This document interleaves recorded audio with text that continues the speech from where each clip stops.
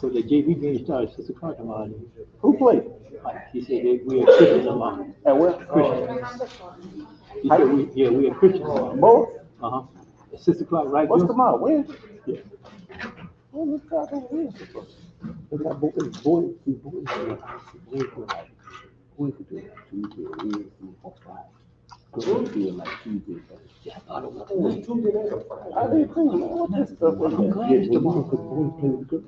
For the game. So the girls take See, Tuesday we night. got no conference no more.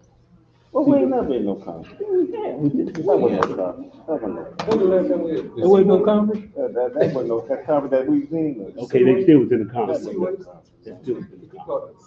Central grade and That was the senior conference. So you was 6 o'clock tomorrow, right? they play. So I don't know, I ain't got a schedule, they just called me and let me know. They play X, or they play here. Well, what they call you for you? What you gonna do with it? They doing nothing, but they just update me on what game night and stuff like that. Okay. I'll be there tomorrow, just like Saturday tomorrow. Let me see, what's tomorrow, Wednesday? Yeah, that may be a good thing. That may be a good thing. That may be a good thing. And I'm waiting on my call, man. Yeah, I know. I'll be like this. All the change bring it back. Hey, Fox, I'll be like this. Oh, yeah, I see you speaking from back. Hey, turn around, let's see how you. Yeah, you can. I don't think they're talking. Man, what can a Notre Dame person tell you? What can a Notre Dame? They probably don't want 2 games against Ohio State. Hey, they might keep beating Ohio State. They don't keep beating. They might. Yeah, they could beat them. That boy got all of us. They no they.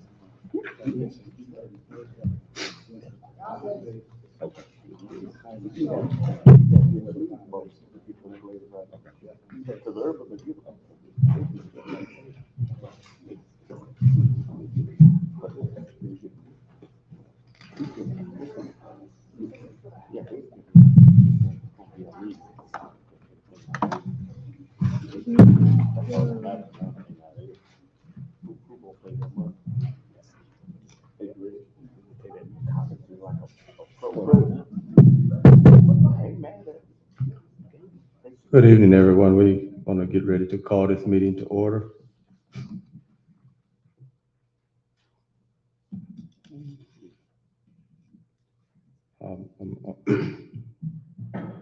Vice President Joe Warren and I announcing the vacancies for the PSA board. We're going to declare all seats vacant at this point. 3, selection of Secretary Pro Temp. I would like to make a selection of Secretary Pro Temp of Dr. Rose Hunt at this point.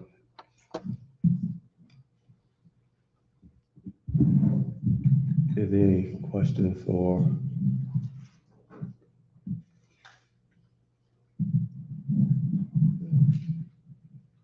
Cool. So at this point, Dr. Hunt will be our Secretary Pro Temp. Do a roll call. Mr. Fox, if you can do that for us. Mr. Warren? Go ahead. Ms. Slater? Yes. Mr. Fox? Here. Dr. 5, we're going to, for roll call.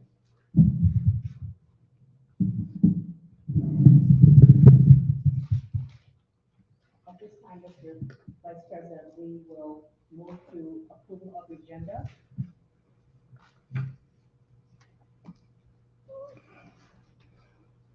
Need a motion to approve the agenda. That's going to be right here. You want the roll call? All right, I'm sorry, forgive me. Mr. Warren? Yes. Ms. Slater? Present. Mr. Fox? Yes. Dr. Hunt, yes. For approval of the agenda, have to have a motion to approve the agenda. So moved. Second. The motion have been made by Dr. Hunt, second by Leslie Kitchen Slater. All in favor? Roll call. Mr. Warren? Yes. Ms. Slater? Yes. Mr. Fox? Yes. Dr. Hunt, yes. Motion carried. Approval of the minutes for our last meeting, which was November 21st, 2022. Need a motion to approve the minutes for our November 21st meeting. So moved. Second. The motion has been made by Dr. Hunt, second by Leslie Kitchen Slater. Roll call. Mr. Warren? Yes. Ms. Slater? Yes. Mr. Fox? Yes. Dr. Hunt, yes.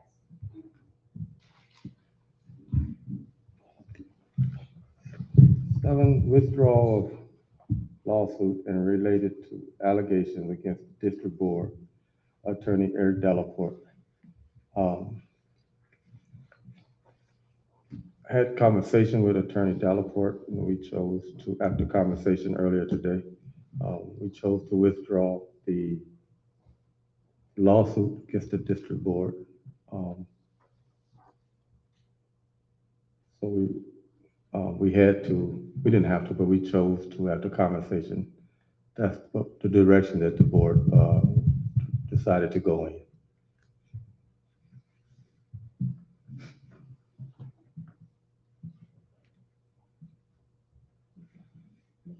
Everybody have any stuff they want to say?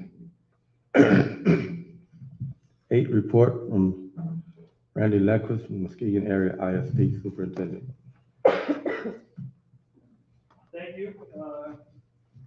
Here tonight, we are required to report to you on the findings from the Department of Education on state complaints that were filed.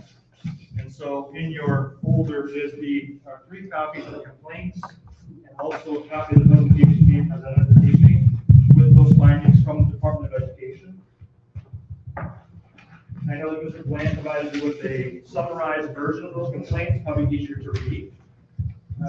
We appreciate the time to do this for you tonight, and we'll do it with the district more as well in January. I'd like to introduce Colleen Parker, who's our associate superintendent for instructional services, or for special education services. She'll be helping this evening and presenting most of the information with Megan Perot, who's the director of special education instruction and compliance. You need a microphone? I mean, I don't know. Yeah, come first. So I'll let Megan speak. Thank you. As Mr. Lindquist said, my name is Megan Perot. I am the Director of Special Education Instruction and Compliance for the Muskegon ISD. And my role here tonight is to share information with all of you regarding some state complaints that were filed. Before I start and get into the data, I do kind of want to just, for those of you who are unfamiliar with the process, give an overview of a state complaint process. So a complaint can be filed by anyone on behalf of a student with an IEP in any public school in the state of Michigan. A parent, an advocate, a student can file that state complaint, and they file it with the state of Michigan. The state of Michigan then reviews the complaint. They send an introduction letter to all parties involved, including the intermediate school district. And then they look deeper at what issues they're going to investigate. And once they make that decision, then they send an issues letter. After that, the Michigan Department of Education investigator conducts an investigation, and I'll share with you what the investigation looked like for your 3 state complaints. The intermediate school district's role in that is just to support and facilitate the communication between the parties. Once all of the investigation has been conducted, there is facts and findings. If they find anything that the district might have done that wasn't quite up to compliance, they'll issue that. And then they also issue corrective action. So I'm going to just take a little bit of time and go through what was found with these state complaints. So for this school year, there have been 4 total complaints. 3 of them have been completed and there were findings. One of them is still in the process of the investigation. So for tonight, I'm going to be sharing just on the 3 that have been completed with findings.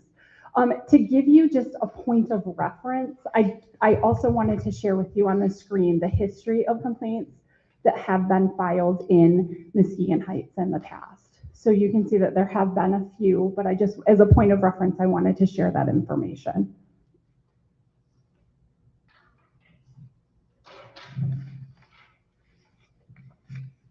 All right, so I'm going to take this complaint by complaint and just kind of outline what was involved in each one. So the first one came in, and that number behind it is the reference for the state, just for your ability to kind of keep track. So the parents provided for this complaint 3 pieces of information that the state found important. One, the parent said the district didn't hire a special education teacher or service providers for the school year. Now, these are allegations at this point. The parent alleged that the students were required to stay in the self-contained classroom all day except for lunch and bathroom breaks. And then the parent also said the district held an IEP for the student without notifying the parent. Now, at this point, this is just the parent. I mean, parents can say a lot of things. They share a lot with the state. So this isn't necessarily like what the state found. This is what the parents said. So at that point, the state decided this is what we're going to investigate. And there's a lot of information up here. I'm going to shorten it down for the sake of time. But basically what they wanted to ask is, when they investigate, they're going to answer the question, did the district provide the required free and appropriate education to the student? And they're going to ask, did the district follow the requirements in special education law under the Individuals with Disabilities Act, or IDEA, and the Michigan Administrative Rules for Special Education, which is we refer to as MARS. So they're going to ask, did the district provide the necessary personnel, and did they make sure that they were adequately prepared? And then did the district hold IEP team meetings with every member that was required? The second complaint came in just a few days after that first one, and that is what made the state decide that they were going to do a systemic complaint, where we're going to look at the whole classroom at that point. The second complaint was filed by an advocate, and the advocate stated the district didn't hire a special education teacher for the 22-23 school year, and as a result, the students were not receiving services. So the questions that the district or that the state investigated for this was very similar to the first complaint. Did the students get the education that was required under the free and appropriate education, and were the laws followed? The third complaint is a little bit different in that the first 2 complaints were on middle school or high school students. This third complaint was on an elementary student.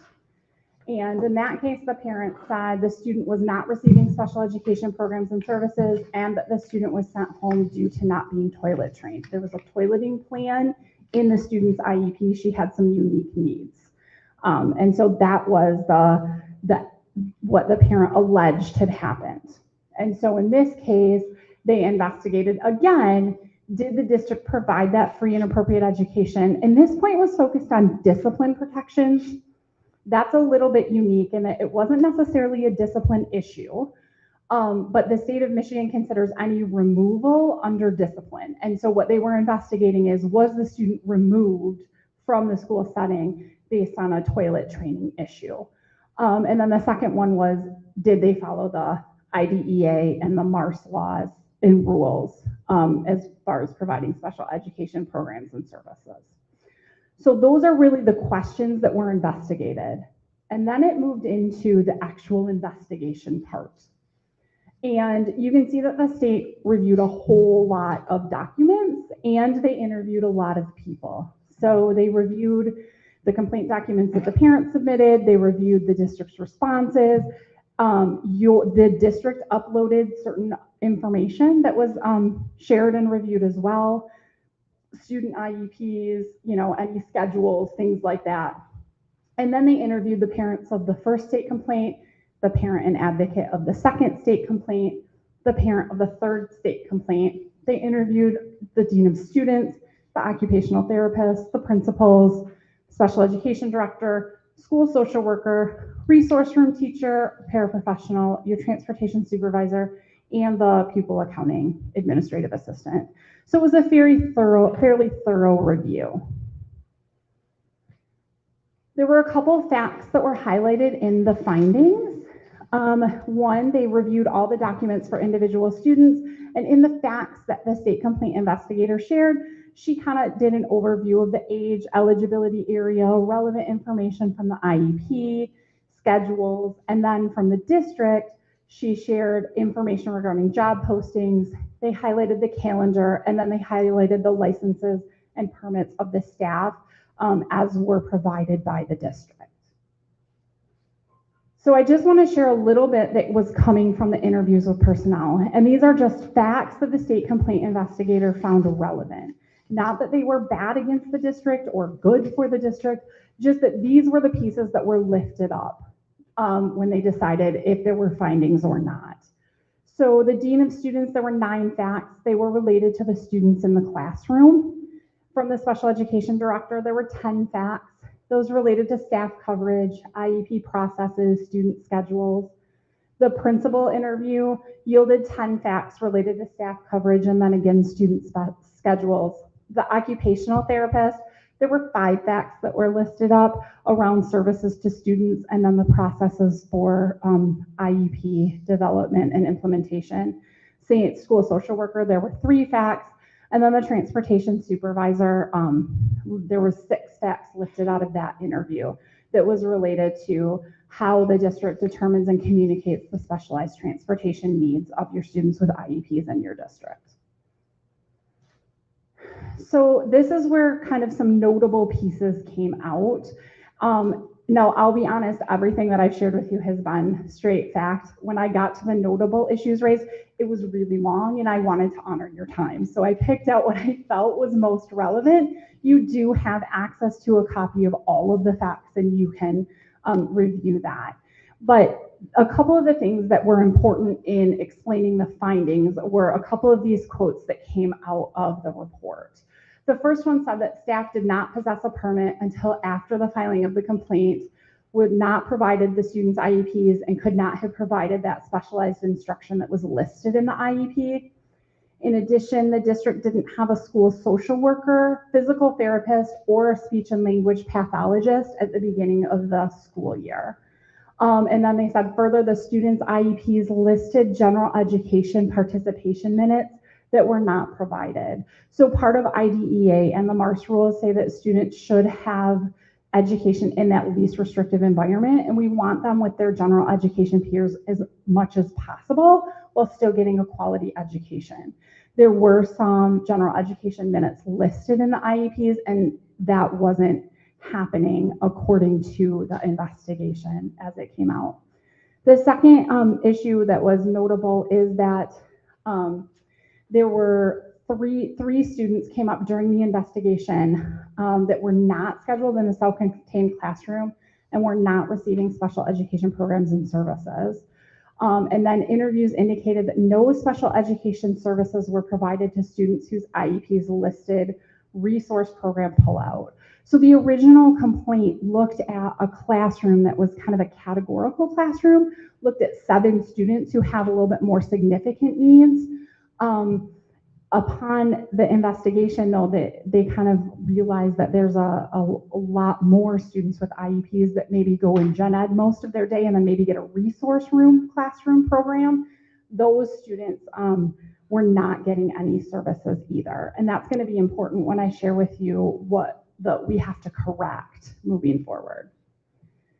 The second piece about the notable issues raised is that information listed in, and this is a long-term, present levels of academic achievement and functional performance, didn't align with the aids and services that are supposed to be provided to students, like the need for specialized transportation, breaks, and sensory tools. In addition, there were social work services that were reduced or eliminated, even though there was a need for direct service that was indicated somewhere else on the IEP.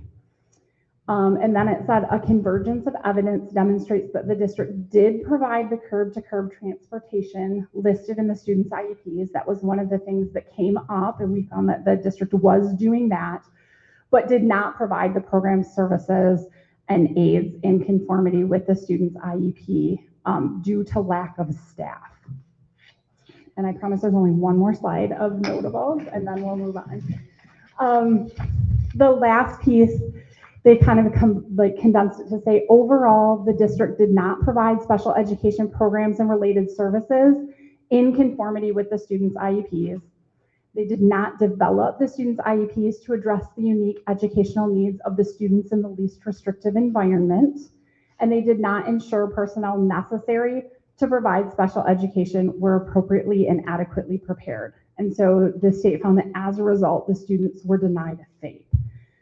Now, the other piece that is notable that is in the report that I lifted out is they also referenced a letter from the Office of Special Education Programs at the U.S. Department of Education.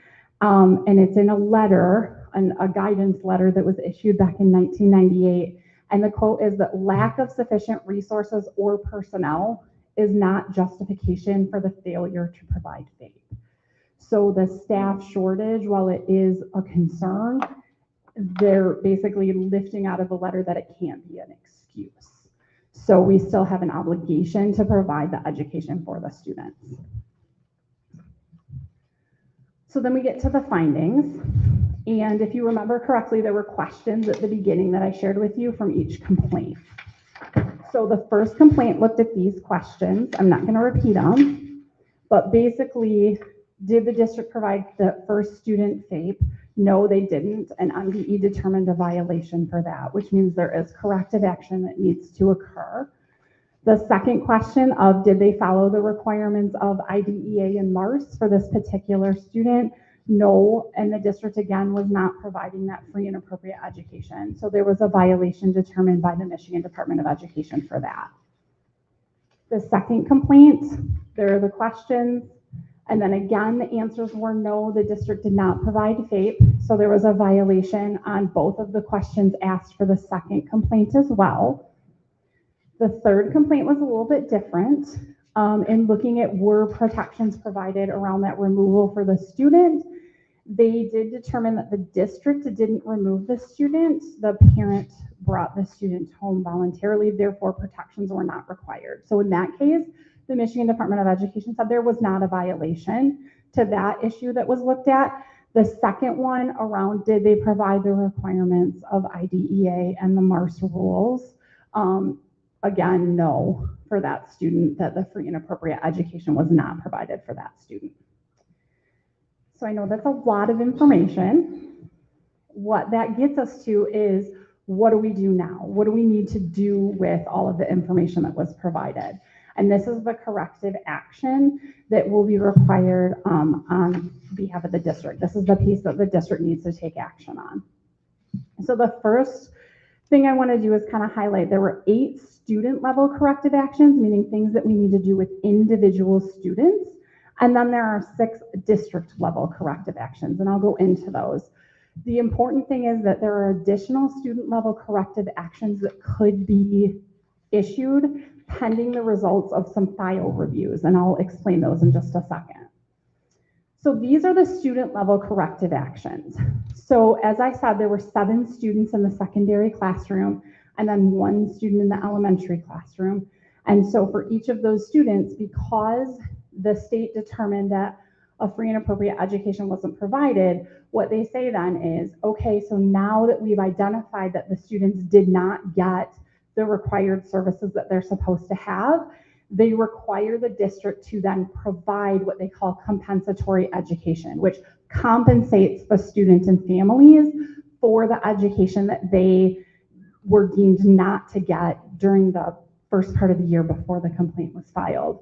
So you'll notice for each one of the students in that secondary classroom, there's 12 hours of compensatory education that's required. There's a few others, based on if a particular student needed speech and language or needed occupational therapy services and didn't receive them, there's times listed under those individual students.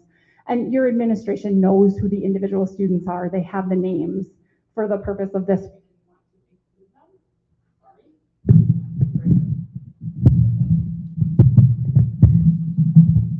Okay, thank you. And then for each one of them, they need to convene a new IEP team meeting. So they have to develop that IEP to make sure that the student's present level of functioning aligns to the goals, aligns to the services that are provided for students. The important thing to understand about this is that all compensatory education, like all of those 12 hours of compensatory education services that need to be provided to the students, has to be done outside of the school day, because it's compensating them for services they did not receive during the school day. So the thinking is that now that the district has been notified of the concern, that we're providing the education to the students during the school day, but there's still time they didn't get at the beginning of the year, and we need to compensate them for that outside of the day. This also includes district-provided transportation. So if we're going to keep students after school for some sort of tutoring or something like that, then we also need to provide the transportation for them to get to and from whatever it is that they are going to be afforded. Now, the district is required to develop a plan for compensatory services. They need to, develop it with the parent and the IEP team, and that the plan has to be submitted back to the state by January 27th, and then the hours have to be completed by September 1st.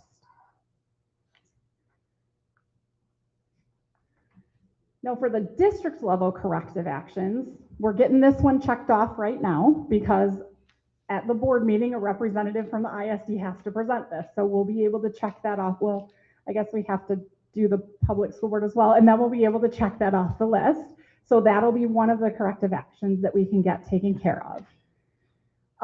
The next one, and remember where I said there could be more student level corrective actions, that's where this one becomes a little bit more important. What the state is asking us to do is for every student with an IEP in the district, which is between 130 and 140 students, they want us to conduct a student file review that includes this information and looks at the student, how many services they should have received to this point this year, how many services the district can document that they've provided this year, and then how many still need to be made up. And so we need to submit that information to the state, and then the state might come back and say, all right, for every one of these students, this is how much compensatory education needs to be provided. Now, we have started at the ISD to pull some of this information to support the districts because we do have access to it. So I did share with district personnel a list of all of the students, their grade, how many services they should have gotten to this point. So what we're asking from the district is the case manager, who's responsible for that student, and then any services that have been provided to the student so far with documentation. And then if we get that information from you, we will then figure out how many hours need to be provided. Well, we'll figure out, that's up to the state, excuse me. We'll figure out how much of the time and services were missed. That we have to submit to the state, and then the state comes back with a recommendation on compensatory education. The important thing to remember about this is it's not necessarily one-to-one.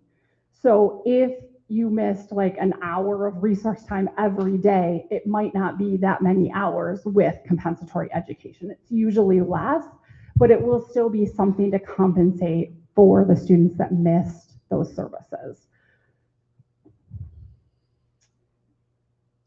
The next one by January 15th, and we're working on this, we're not quite there yet, but we will support you with this as well.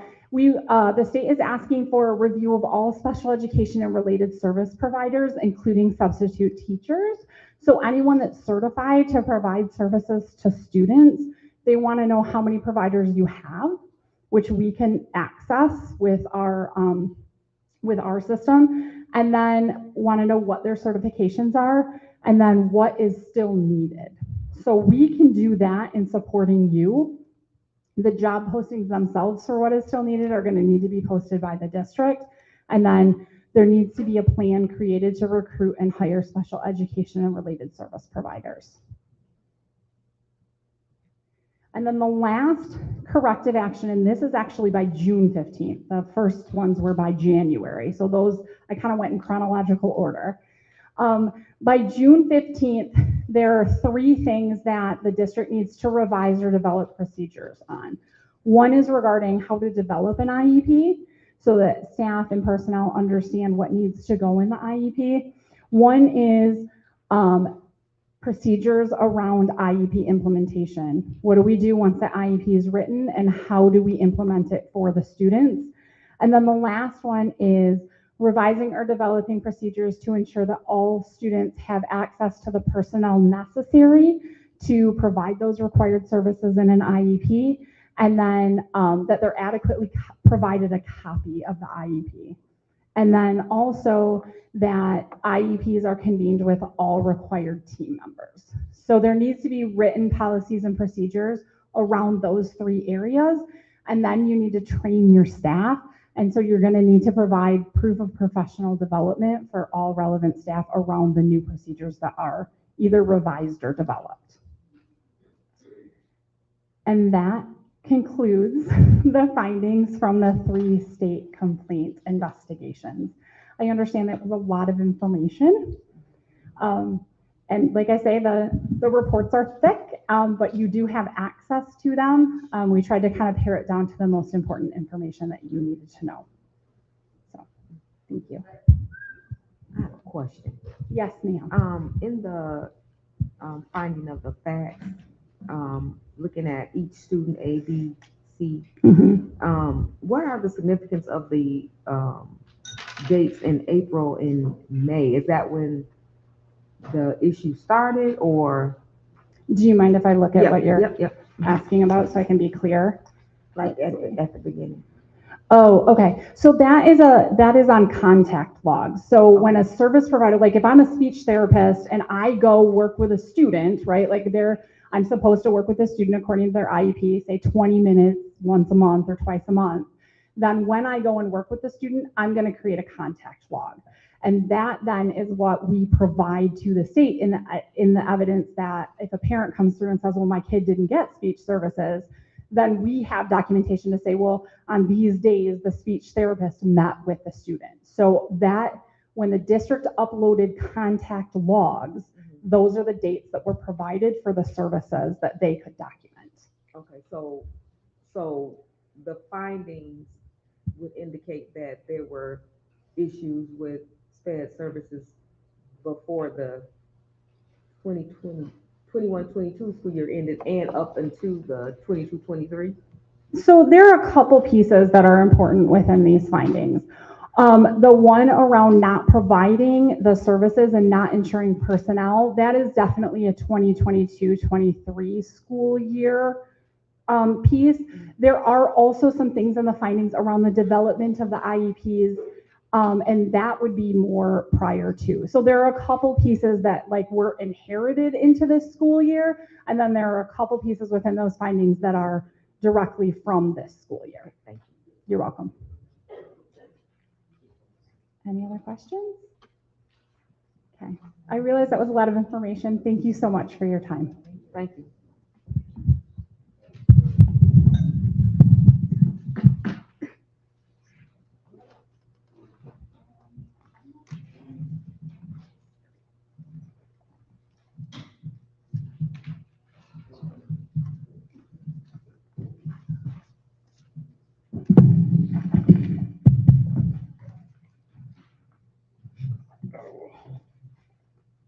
I'd like to thank the ISD for the report that was given. We're going to move into our action items. 9, meeting with new paradigm for education. I don't know what that is.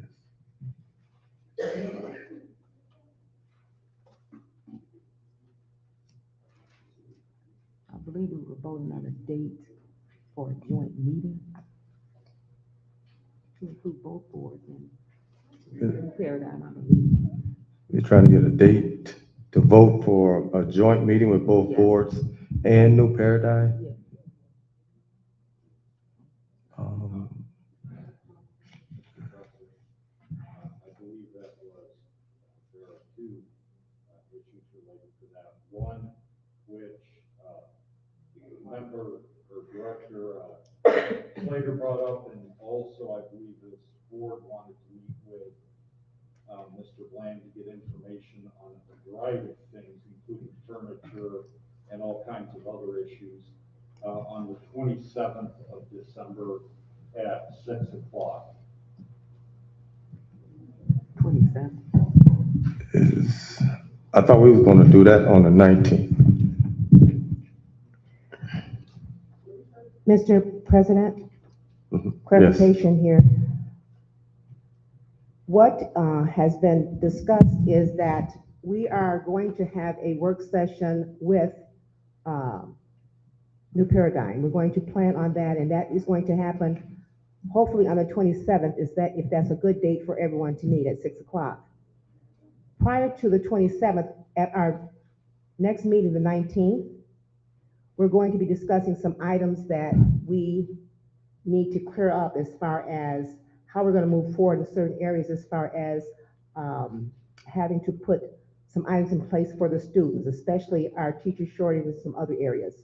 So some of those items will be discussed on the 19th, and we're going to be caucusing about that prior to the 19th so that we can have information to give to the public that everyone is clear about and agrees upon. So there's be two upcoming meetings. One on the 19th, our regular meeting, and then subsequent to that will be one on the 27th, and that'll be a joint meeting with New Paradigm, and it will be a work session for us on the 27th at 6 p.m. Okay, so what we would do for the 19th is get an agenda prepared, and that way we would know what we would be discussing on the 19th. And then also when we do our work session on the 27th, that can be discussed on the 19th, but we're gonna discuss on the 19th, what we discuss on the 27th. If the 27th is a good date for everybody. What is that? Yeah, that is a Tuesday.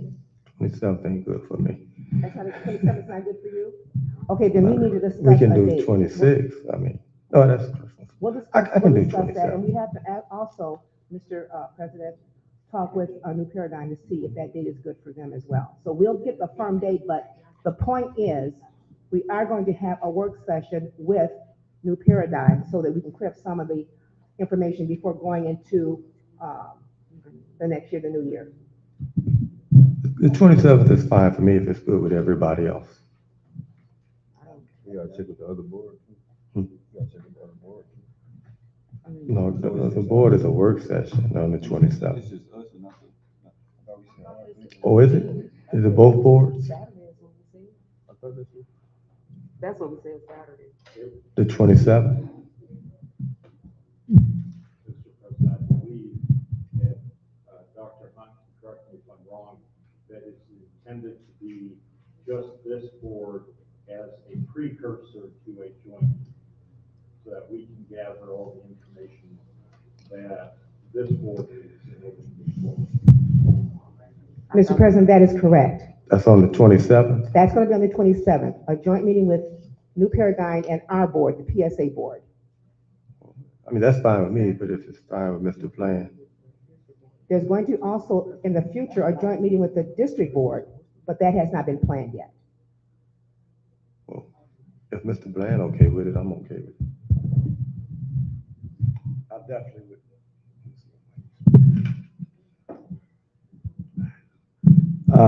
I'd like to get back with you on the date because I think it's important that the rest of the team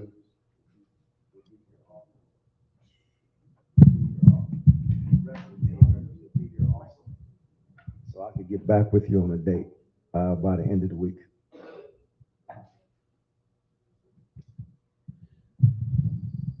Mr. President and Mr. Bland, I don't think we need to take time to determine a date. The important factor is that we're going to meet to talk about some issues that are pressing that we need to work through before the new year. So we can determine the date. That's not the point. The main thing is that we're going to be meeting to rectify some situations, hopefully, that will be of importance to the public and, of course, to our students, because that's the bottom line, getting things in place for our students, because right now they're at risk and we really want to resolve that. Okay.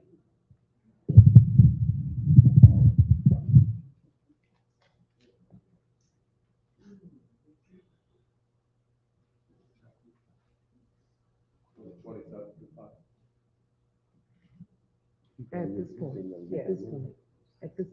until he.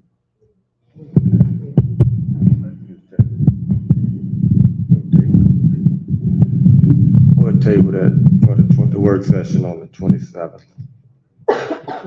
Now we're going to our election of officers. At this point, as I said earlier, all seats are open, vacant. At this point, we will open the election for our president seat. Is there any nominations for the president seat for Muskegon Heights Public School Academy System? This board of directors.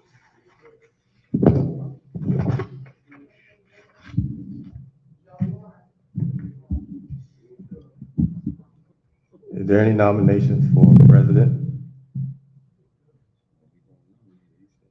I nominate Dr. Hunt for president. I nominate Joe Warren. Is there any other nominations?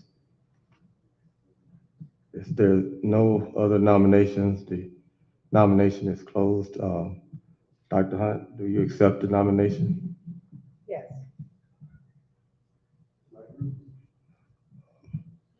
I decline.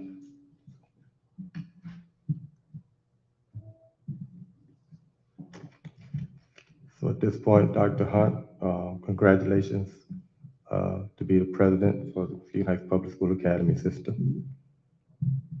Would you like a roll call? Would you like a roll call? Well, Okay, all right. no, we don't need one. Thank you. You can take it from here.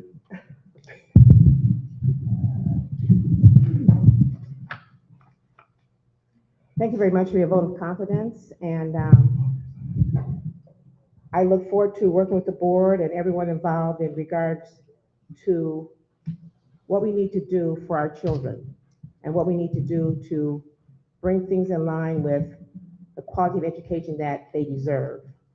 I don't want to make a lot of promises, but all I can do is commit my efforts in every regard to that end.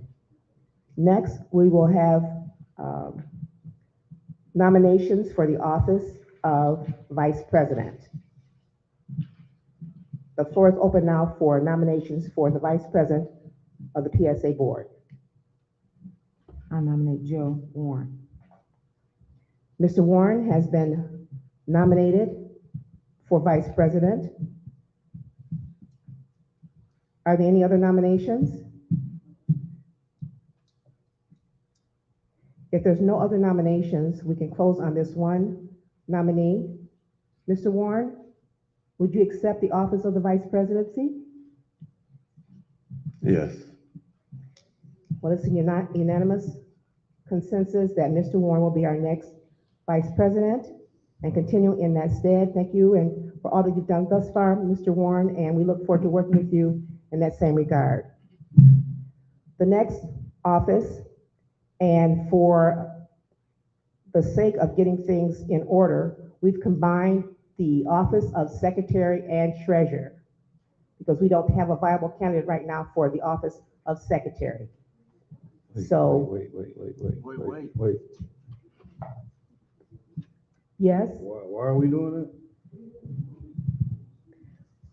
We can do individually, the individual secretary and treasurer, but right now, how would you like for us to handle this, Mr. Fox?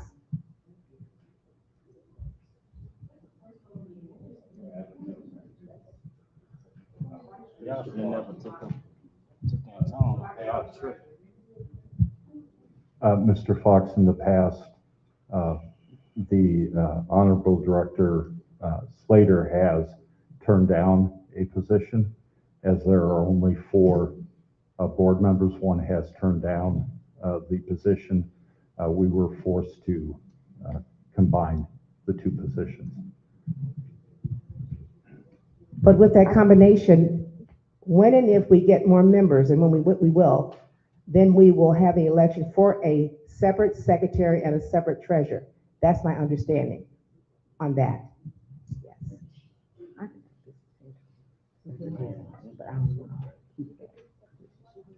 I've just been informed by Ms. Slater that she would not, for a short period of time, until we can find a viable candidate for the secretary's position, she is willing to be considered for that. So if she's nominated, she will serve in that capacity. So at this time, we'll open up nominations for the office of secretary. Are there any nominations?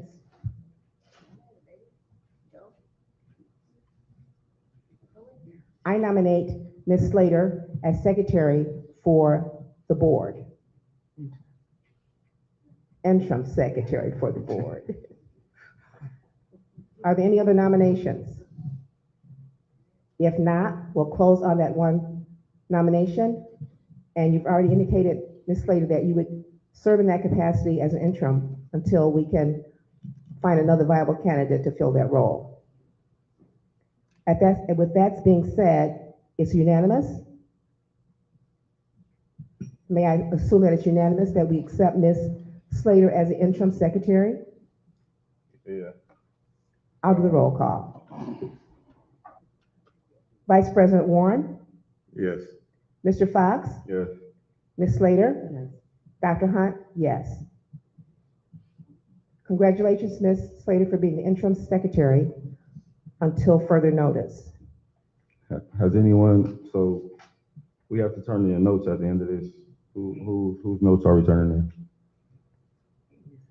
I will share my notes with Ms. Slater. Okay. At this time, we'll entertain nominations for the office of treasurer. Are there any nominations at this time? Nominate David Fox, treasurer. Mr. Fox has been nominated for the office of treasurer. Are there any other nominations? If not, we'll close on that one candidate. Mr. Fox, are you willing to accept the office of treasurer? Yes. It's a unanimous decision that Mr. Fox will continue to be our treasurer, and congratulations, Mr. Fox. With that, that ends our election of officers.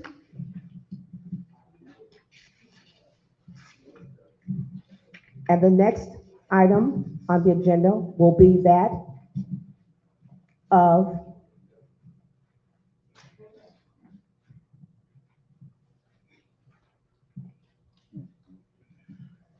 public comments from anyone in the audience on non-action items on the agenda. The first name that I have in regards to that particular part of our agenda is Mr. Joe Moore. And Mr. Moore?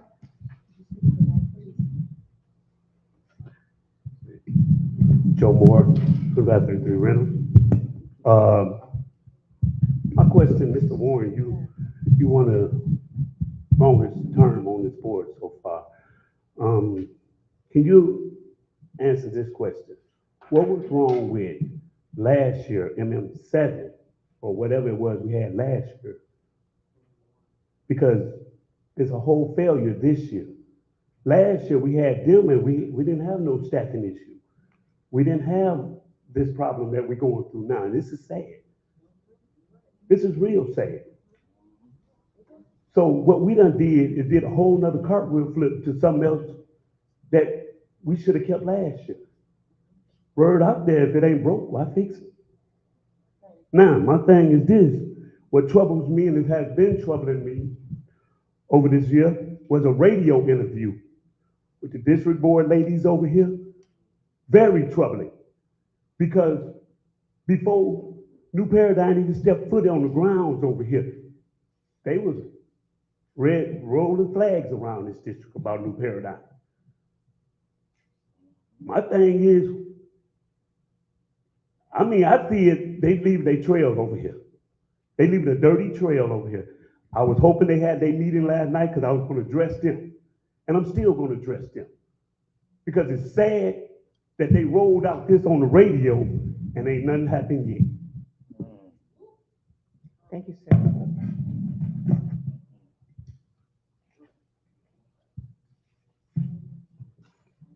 Mr. Moore, you addressed me about MM1. Okay, yes. MM1 was not a full service management company. They only provided, to my understanding, human resources department, employing students. With the staffing though, do they provide staff? They provided the staffing. Okay. With that being said, Mr. Warren, you know, if we had adequate staff with special education and all of that, then, you know, I'm addressing the district board too, but they need to hear some of this too. But because they done rolled out something else different, and now we in this situation that we shouldn't be. Because if we'd have kept our past, we wouldn't be in this future last night.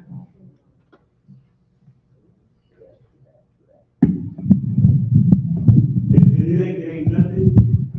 ain't nothing to get words on with me and you, sir.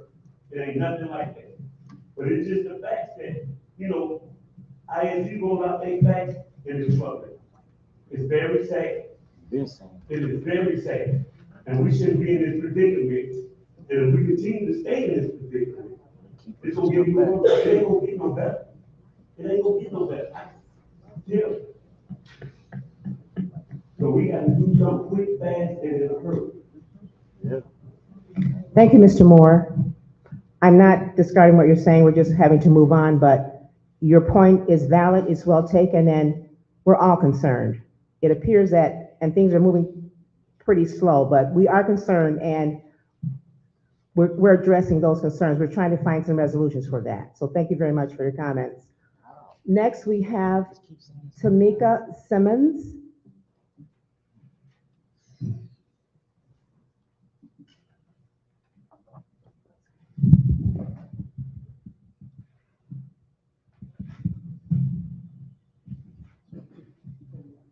My name is Tamiko Simmons, live at 100 Crescent Avenue.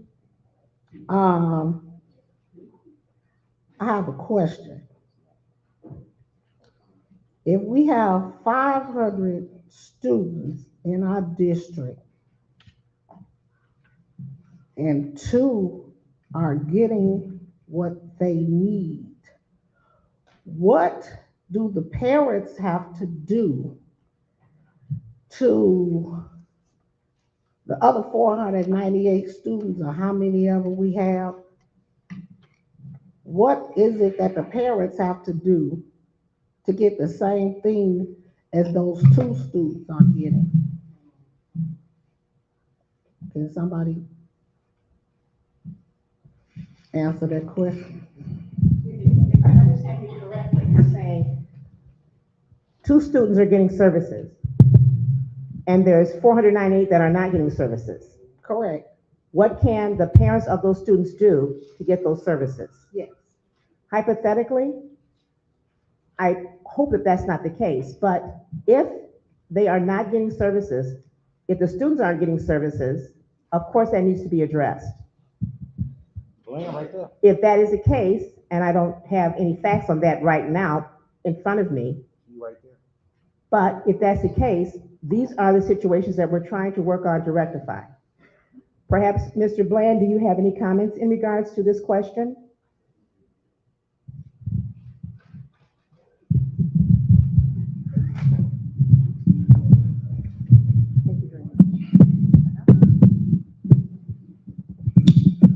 I just know that we're setting up things right now for students overall, and those things are being put in place. And I could talk more about that at the work session. Thank you.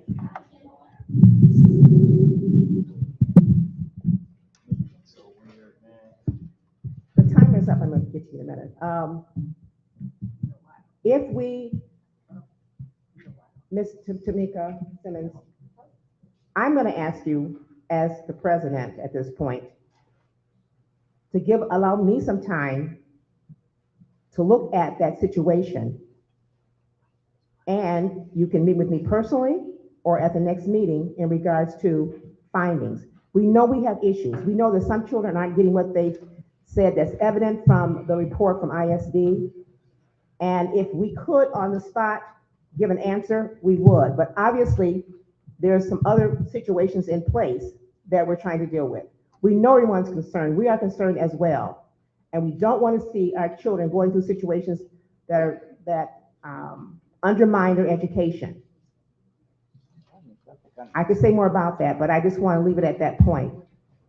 From my vantage point, we are looking at that. We are meeting. We are trying to get these issues resolved. And we will be talking to Mr. Bland and his group on how we can expedite and get things in order the way they should be for our children, because the children are the bottom line here. Not we as adults, but the children are important. And I speak from experience because when my son was in first grade, he had challenges. They wanted to label him as special ed, but he was gifted, but no one gave him the kind of information he needed. So I went and got some books and assisted the teachers in looking at, okay, you say he's naughty, he's not paying attention, but he's completing his work. He just needs more work to do, or he needs something to challenge him more. So I went to school with my son from first grade to fifth grade. Now, maybe some parents can't do that, but sometimes it takes that extra effort because it's not that teachers didn't care. They just weren't able to focus mainly on his area. So as a parent, now everyone can't do that, but I'm saying I'm that concerned because I've gone through this with my own child. So I really understand where you're coming from. And we are really, from my vantage point and the board, we're concerned about that and we want to get that resolved. So thank you so much for your comments. Okay, our next speaker is going to be Ms. Rhonda Aubrey. Thank you for having me. I think so. That you need it. I think it was like this. We want to do it. Thanks so much for having me. Just a couple of insights, and I want to make sure they're part of the record. At our next meeting, I would like to make sure we have a summation of the meeting that you had this past weekend, so we can see where we are, where we're going. Oops. Then from that point, my next concern would be, Mr. Bland, I'm gonna ask you for a little attention here. Would you, next time you do any type of planning, I would like to see some parents. I would like to see a couple of stakeholders, and I would like to see a couple of our seniors from our school system so they can learn business, they can learn board work. We have to be more creative on how we're working with our children. I think it would be a great opportunity. Secondly, on that area of concern, by Mr. Warren being vice president now along with you, Doctor, Yes. there should be no more meetings with anybody else besides you two people as it comes to board work. Am I clear? Yes, ma'am. All right, now my next conversation is, as I take my seat, we're redundant here, okay? Miss Robinson, we need that person filled. We're doing interim now. Why can't she come back on board for interim until we get that seat filled? We're not being fair to her. We're not being fair to her. She had 8 goddamn days. 8 days. Nobody's perfect. You guys all are new. You guys are all professional. You all have skills. You all have talents. But for them to use, I'm going to say, abuse of power, that didn't make us all look good. It didn't make us look good at all. It didn't make us look good. Mr. Bland, would it be okay with you sitting here for her to come back as an interim board member? Would that be an issue for you? He can't decide that. You have But to. still, I'm looking at him because I know sometimes we all have different meetings, conversations. Would that be an issue, guys? We can't decide that either. Is that right? How do we have to do it? What we have to do? District board. We discussed, excuse me, Help me excuse out. me. We have made some discussions about the topic that you're addressing right now. Mhm, It was discussed. We have some ideas of what we might want to do. mhm. They're still in the formative stage, Okay. but we have addressed it. And I'm going to mention to you now, and I hope the board will allow me to do this. But one of the things that we talked about on Saturday Mhm. was having an advisory group. All right. Also, we think that we should have a student advisory group, a 7-member student advisory group to talk to us. Those individuals should have some civics, so they should have some good grade, they should have some things that they bring to the table and talk to us directly about their concerns, because we know the students have ideas, they're in it, and they have some ideas and concerns that they want to address, and they should have an outlet for that. We also talked about having a 7 or whatever amount of a parent advisory group, so that parents can have a place to discuss with us what their concerns are, like much like here, and not having to wait for a meeting, and talk directly to us so that we can take that advisement as we move forward with planning. Last but not least, we talked about a teacher advisory group in some kind of way, have the teachers talk with us individually, and then at some point bring those 3 groups together so we're forming some type of solidarity to approach our problems. Because we do have concerns, and it's not going to happen overnight, but we're looking at ways to be inclusive so that we can hear from every vantage point, just not our own. So that's what we talked about on Saturday. We don't know how soon that will occur, but we want to work toward that end. So you're actually now going to solution-focused mindset rather than looking at all the negative. Correct. Positive light. Yes, ma'am. Kudos. Thank you. You're welcome. Right, that's not so. Next, we have Mr. James Burton.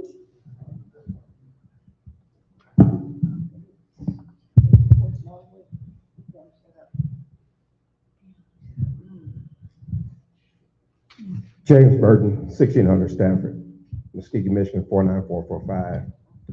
Welcome, Dr. Hunt, to your appointment to the PSA board. Thank you. I just want to state that I put countless volunteer hours in the Muskegon Heights School District as a graduate of class of 78, volunteering, helping the students, awarding scholarships through the Alumni Association. I have attended countless hours of meetings here in the PSA building and the district board building. This meeting this evening from the ISD and their report is the most stunning report I have ever heard in this building concerning the kids in this district. It is shocking. It has knocked me to my core. But the biggest part about it is, maybe you weren't brought abreast when they brought you on and introduced you into this, but the concerns were being raised well before you were able to take a seat. And the current structure of the PSA board was trying to address those issues concerning new paradigm, but there was interference directly from the district board and cover given. They were never allowed to carry out the corrective action plan that was on the table because it kept being tabled. It never was followed through. What we have now, where the ISD and the Department of Education had January the 15th as deadlines for corrective action plans, this board has been working on corrective action plan through several members since March of 2022 of this year. But it's been tabled deliberately by the leader of that board at that current time. But what is so stunning with what they have found goes back to the fact that the district board held the PSA board accountable for those concerns in September. They brought them over there. They issued a 3-pair letter of no confidence to them. Then on top of that, New Paradigm received a letter from the consultants that this board voted in to advise them. And it stated the facts in regards of the breach of contract and the findings that they observed, the National Charter School Institute. So between both of those issues alone, this PSA board should have took a vote to remove Mr. Bland and New Paradigm immediately. And I'm wondering why that is not what the discussion is about. You can go forward with your meeting about how you want to discuss this going forward. I'm just making the statement on the fact that actually if I'm sitting in that chair and after knowing what has transpired here for the last 5 or 6 months, my vote from the New Paradigm will be to remove them immediately for breach of contract. Mr. Burton, thank you very much for your comments. And thank you very much for your comments. We appreciate that. Since being brought, I've only been, anyway, I don't want to go there. This is what I want to say to the audience. Since last Thursday, I've gone nonstop investigating and getting facts. I've talked in depth to you, Mr. Warren, have I not? He and I have made a plan. He's going to give me information to inform me of what's going on. I'm not going to come out misinformed. I know there's challenges. I know what you speak, because I hear that. I'm talking to each individual board member. I'm talking to Mr. Bland. I'm talking to wherever, because I personally put together on my own, because I want to get all the information, worksheets on the cap, on what you're saying. I'm putting notes together. I'm comparing them, and I'm going to present them to the board. I do have some ideas, but I'm not going to speak on my own because I'm part of this board now. I'm new to the area, but I'm not new to education. I'm not new to troubled students and situations that have occurred.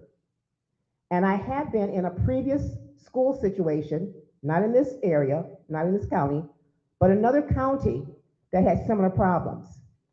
And we were able to tackle those problems. We didn't eradicate everything. We did enough that the students were able to come up to what they needed. We had vocational training programs. We had GED programs for adults who wanted to complete their education. We had NISHA come in, we built homes. We had a lot of things going on, so I know it can happen. That is what I bring to the table. That is what I want to contribute to the board. Also, when you get me, you get church and state. I can do the business aspect of it, but I also am guided by my own personal beliefs about how things should be done. I'm not advocating prayer in the schools, but I am advocating prayer in the homes, and we have to be on one accord to move in the right direction. And there's too much scattered attention in so many ways. We're all concerned. We're all upset. We know this has got to change. But talking and undermining situations with each other won't get it. Now, I don't do Facebook, but I understand my name is all over Facebook. Nobody knows me. Nobody knows me. But hopefully, coming to in these next few months or whatever, how long if they don't kick me out, however long I'm here, I just want to let you know that I'm committed because it's about our babies. It's about our children. The bottom line are the youth. They have to be prepared to go into this world. They've got to be prepared for that. And I don't want to get off my soapbox because I could do that. But I'm just saying to you, I want to let you know who you're talking to, because I've been through this. And my son, bless his heart, he died 3 years ago. But he grew up to be a wonderful young man, father, and all those things, but it was not without effort. And I know you parents are putting a lot of energy into this. I realize that. This board wants to join with you. And we may be moving slow, but I want to get the facts, make sure I know what I'm talking about. I'm not going to be pointing the finger other than to myself, so we can move forward. The next person to speak is, and thank you for your attention on that, would be Natasha Seals. Is that?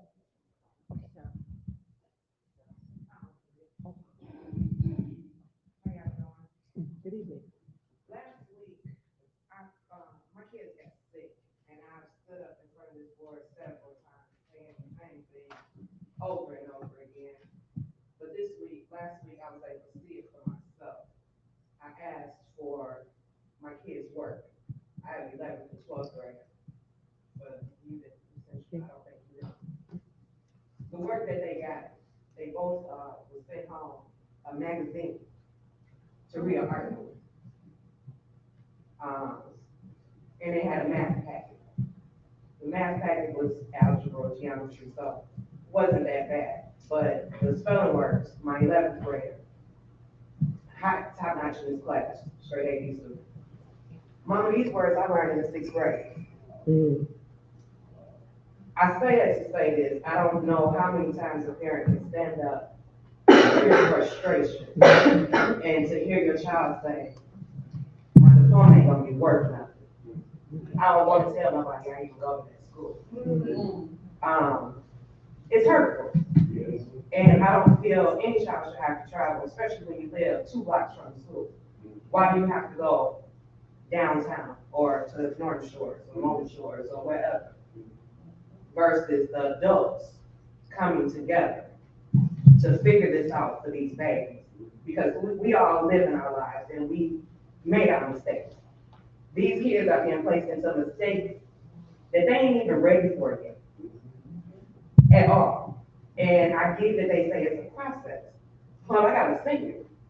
How much more time do you want them to wait? They could have got school for 2 weeks. Then they got midwinter break. Then they got spring break. So if you take all those days and put it in, with the days they already ain't learning nothing, what was this whole school year about besides aggravating the parent? My heart only work at 35%. And I try to be here as much as possible. But we ain't getting nowhere. I can honestly say that I have some answers when I bring up questions. Because I go directly to the man and ask for what I want. If my son needed this, I went to Mrs. Bland and I was able to get it. I don't see a lot of parents coming to the meetings. I see a lot of community members. But a lot of parents don't attend. They don't attend conferences. They don't attend special meetings at all. So if the board can't come together to fix, because clearly the parents ain't trying to do it either. The board gotta come together and help these kids. It's time to put pointing fingers at who, and figure it out. If you don't have the best interest, be woman or man enough to step down off that board and let somebody else take your spot. I try to stay out of the politics of it, but at the end of the day, I have to speak up because they're my last two. They're my babies. And if I can't speak up for them, who gonna speak up for them? And I'm gonna continuously to stand here, speak up as much as I possibly can until I see a change. I can care less about what the book says, because y'all still reading the book. You're reading your vouchers for your money, you're reading your vouchers for this, you're reading your vouchers for that. What about these babies? I concur, absolutely. Thank you very much for your comments. And they're restated, again, I was here at the other meeting when you spoke, and I do understand that. I'm not gonna try to trivialize that. All I can say is, I'm here and I wanna move forward to see what we can do to rectify the situation for year 12. Now, he was a student through Muskegon throughout the entire years of his high school. He's been here 9th, 10th, 11th? Through, okay. So he's got a foundational in there, but it's just what's happening with his transition into college. He's not getting the proper college education information that he needs to prepare him to go into. Okay. Yeah, there's others, I understand. Yes, okay. Thank you. And that's just me being honest. Yes. So if I call him and I say, look, I need this, I want this, why can't we have this? My kids will place at CCC. They are going to have their AP classes. They are going to be dual enrolled in January. I am getting my answers. You want that for the other parents? I'm frustrated with the curriculum that's here. Mm-hmm. I am frustrated with the way, the work that they bring home. They're not learning anything. I understand. Most of the time, they're just here, hooping off and playing around. And I know that because I volunteer and come here and try to help out. Thank you. The next person to speak is Antoinette Robinson.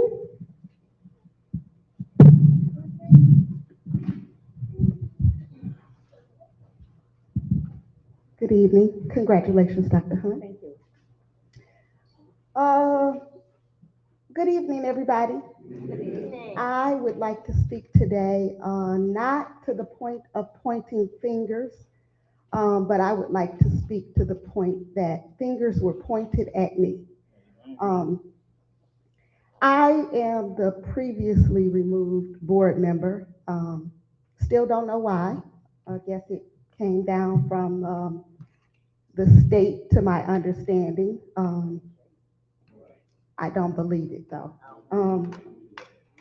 The point that I am here for is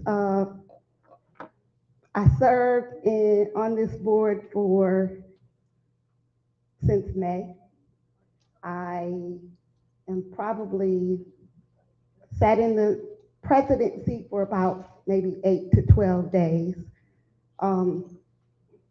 And what I will say today is that my heart goes out to the people sitting here, especially Mr. Warren and Mr. Fox, because they are here and we sat here moving for the change.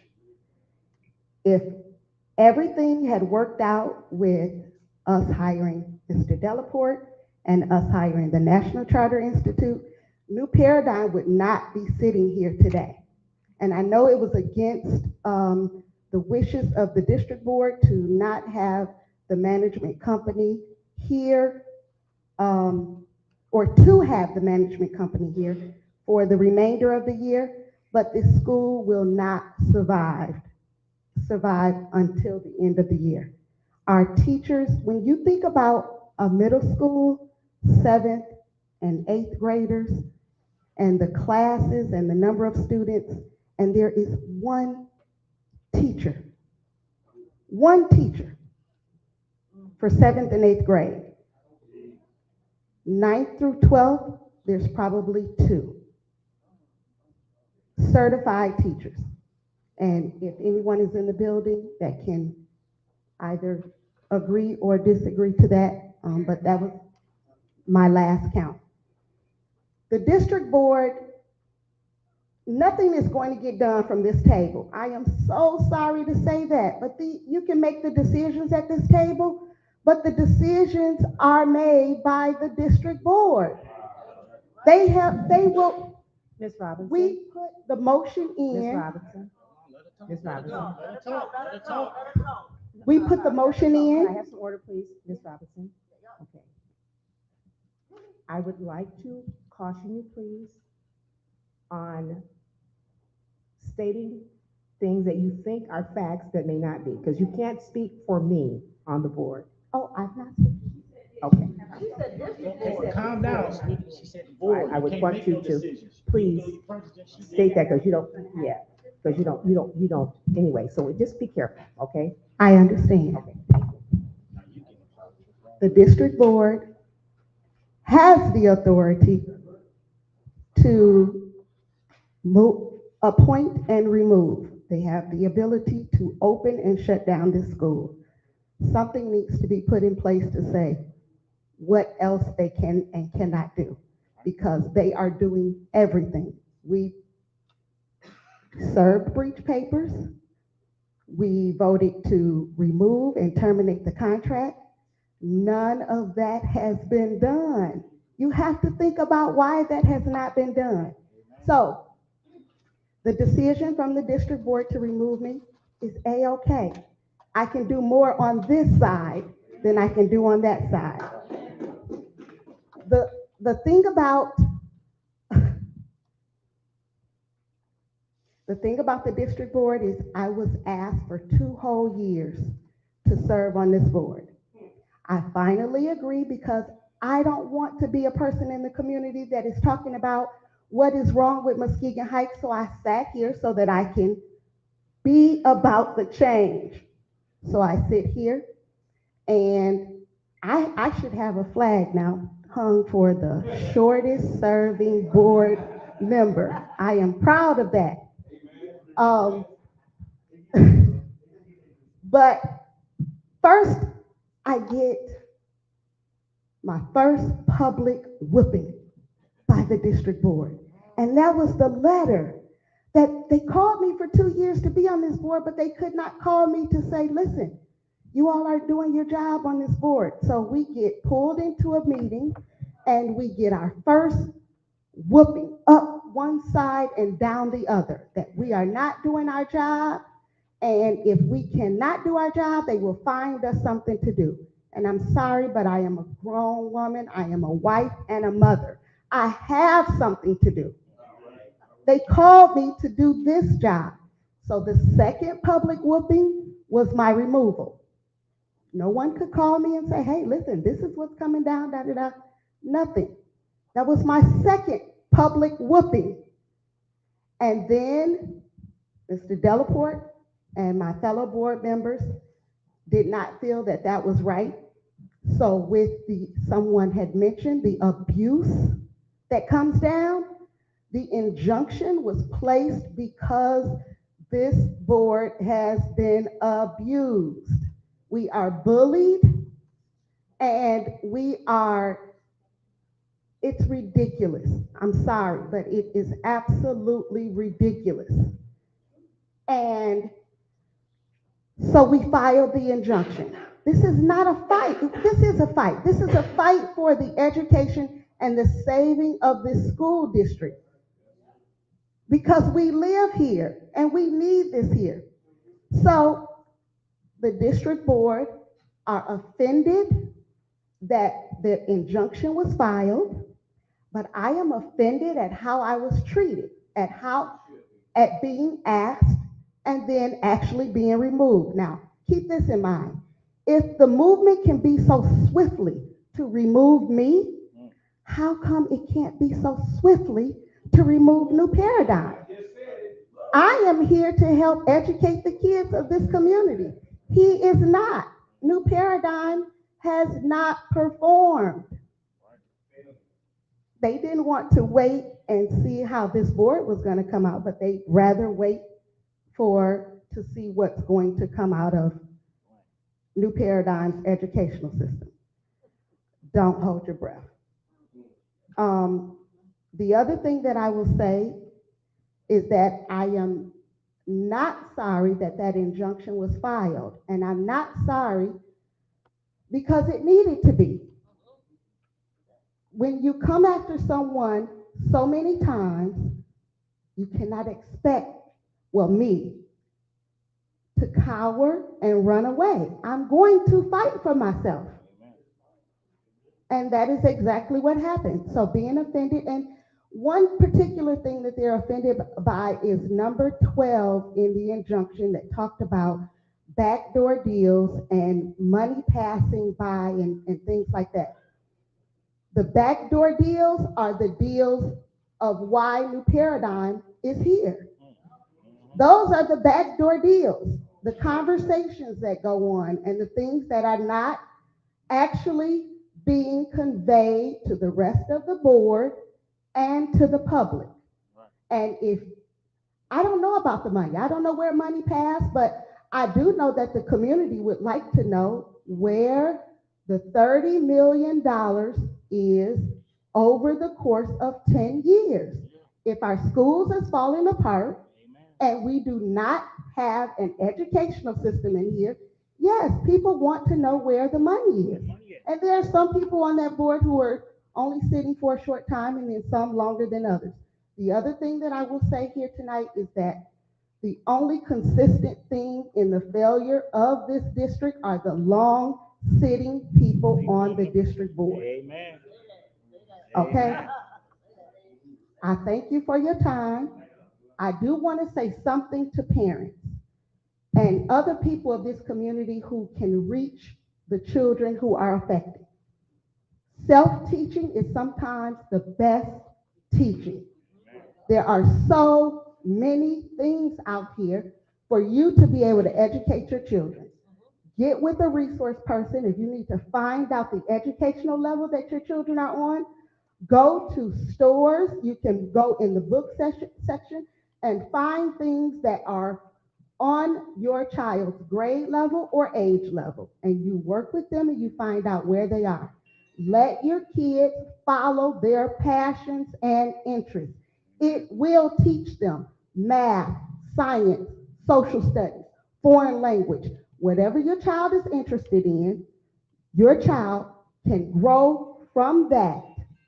So I would encourage you to get your child a library card.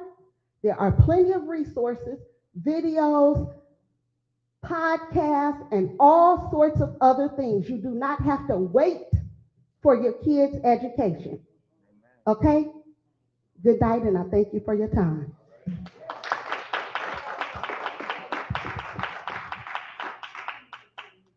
Thank Thank you, Ms. Robinson.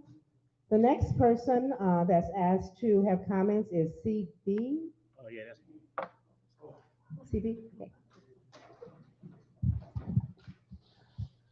And the limit on comments is 2 minutes, but we have allowed you to speak 3 minutes, 3 minutes. But as you know, obviously, that's not in place right now. So,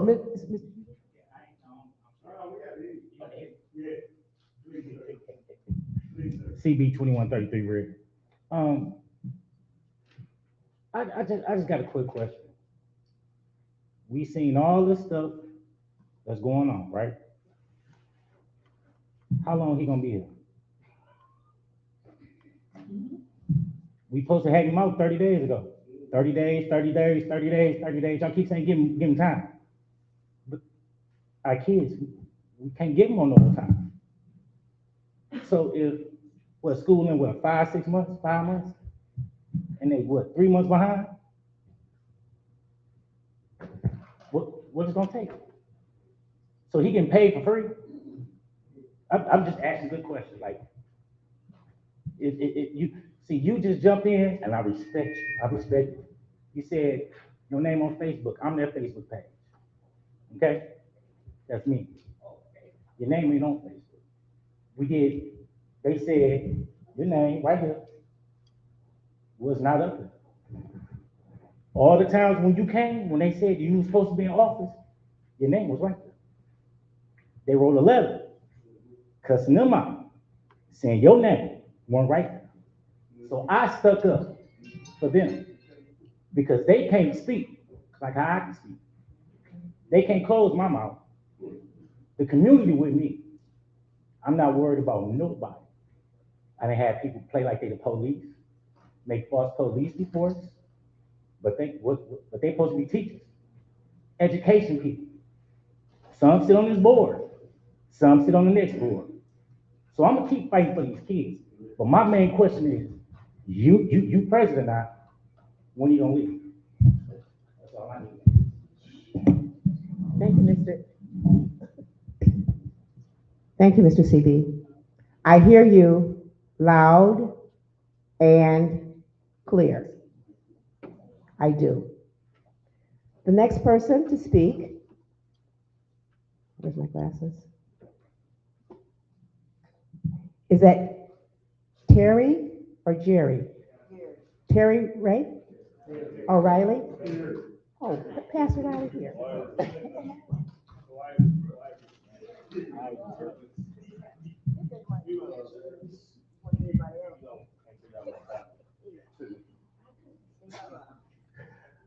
J. Riley, 2655 Ezekiel. Just one brief thing, and it's to you. I appreciate it that you let her speak. Amen. I do. I appreciate it. There's other people won't let folks speak. And the reason why I say that is because sometimes y'all go in that back meeting and we have to sit here for 2 hours or so. 3 hours sometimes. The community needs to be able to speak. So I know folks want to shut her down, but I appreciate that you allow her to speak because y'all need to hear us. We are important. We're stakeholders, as they say. Watchdog, I'm with you. That's all I'm gonna say. Amen. Thank you very much. I am for hearing all sides of everything because it takes us working together to make it happen. So I don't know what happened in the past, but I was selected tonight. So all you can do is watch my track record as I contribute to the board. I'm not coming in as a solo person. I'm assisting the board because everybody up here that I've spoken to care. They may come out in different ways, but everybody cares. Mr. Warren and I have been on the phone. I can't say for how many, but I've talked to Mr. Fox, I've talked to Ms. Slater, and all I can say is we hear you and we're really we're praying that we hear you. The next person that's going to speak is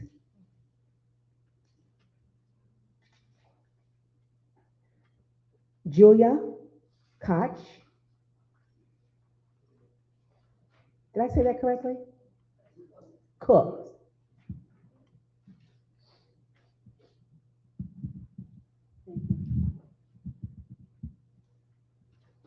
Good evening.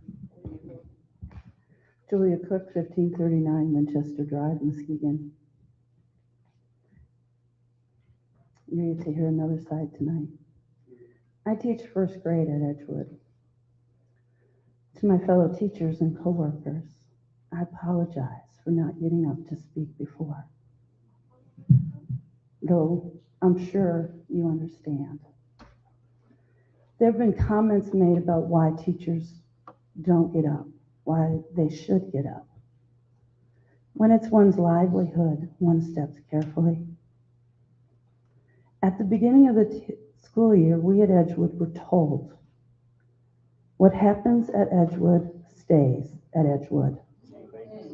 That I perceive as an implied threat. So it's taken a lot for me to come stand before you today. This is my 4th year teaching first grade at Edgewood. I was told to expect my first year to be the worst. My first year was cut short in March by the pandemic. The second year was virtual. The third year we came back with first graders who had never been sitting at a desk or table before. Now my 4th year is worse than my first, then my third. And it's because, I'm sorry to say, of new paradigm management and building management, and add in the, I don't even know what to call it, uncertainty with these 2 boards. Prior to this year, I was part of a team. The principal, the teachers, the staff worked together and were encouraged to work together. Then this year, I'm told I'm on someone's radar because I pick. What does that mean? I ask questions for clarification. When I don't understand something or I want to understand it better, I ask questions. Amen. I was always taught there is no such thing as a stupid question. Amen. I also ask questions if I think things are being done in an ineffective or inefficient way. That's part of being a team. But we're not a team. Edicts come down with no input from teachers. Don't ask questions, because when you do, it's seen as questioning someone's authority. Listen and understand the first time something is said, period. We do not have first grade level meetings at all, because our special schedule has been set so that we can't meet. We have no art teacher. My first grade class gets music every day. Most of the two of the 3 first grade class get music, 1 gets gym. That teacher has to teach her students 2 things for the holiday program next week on the 22nd. I think it's at 2:30. If you can come, please join us. The kids are going to have a great time. But she has to take time, she has to find time in her schedule to teach her kids 2 songs or a poem or something. When is she supposed to do that? That isn't even on my words, sorry. I'll try not to get off on tangent. We have a rolling lunch schedule because there are new tables and chairs sitting in the cafeteria. So we can't even meet during lunch, which, by the way, why should we? It's the one break we get all day, 25 minutes, half of which is spent dealing with something.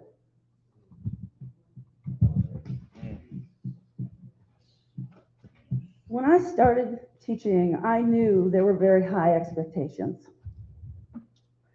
The first and third year, I would say there were unreasonable expectations.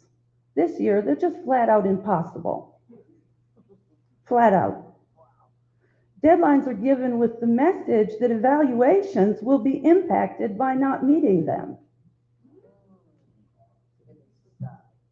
The first year, I put in 12-hour days, Monday through Friday, 7 to 7. I went home and worked in the evenings. I worked on the weekends. I did that because I had so much to learn. And I want to learn, and I care about these kids. That's why I'm here. This year, I generally work from 7 to 5 or 6 or 7. Already, from last week to this week, I put in 76 hours. That's for 7 days. And no, I didn't manage to get all my parents called for parent-teacher conferences. Sorry, not happening. Because I have no time to call. There's no time during the day.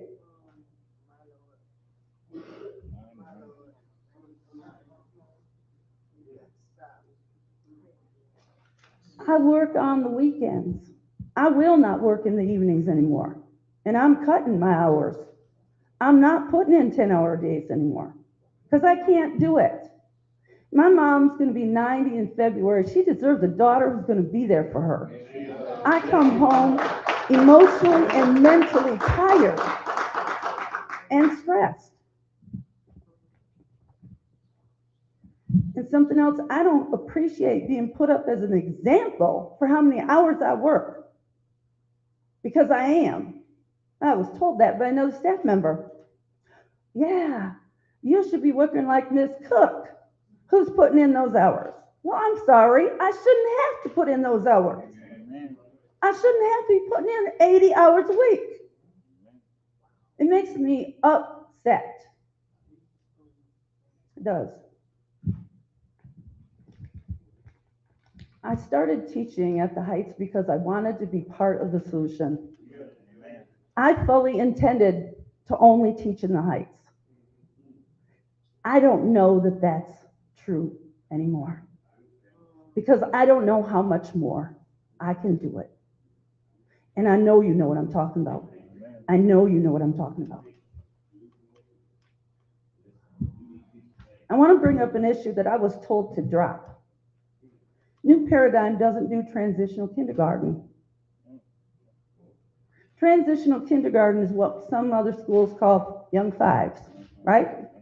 When a child isn't ready for kindergarten, they put them into transitional kindergarten. Now we know we have a vulnerable community. We have a lot of kids with a lot of challenges.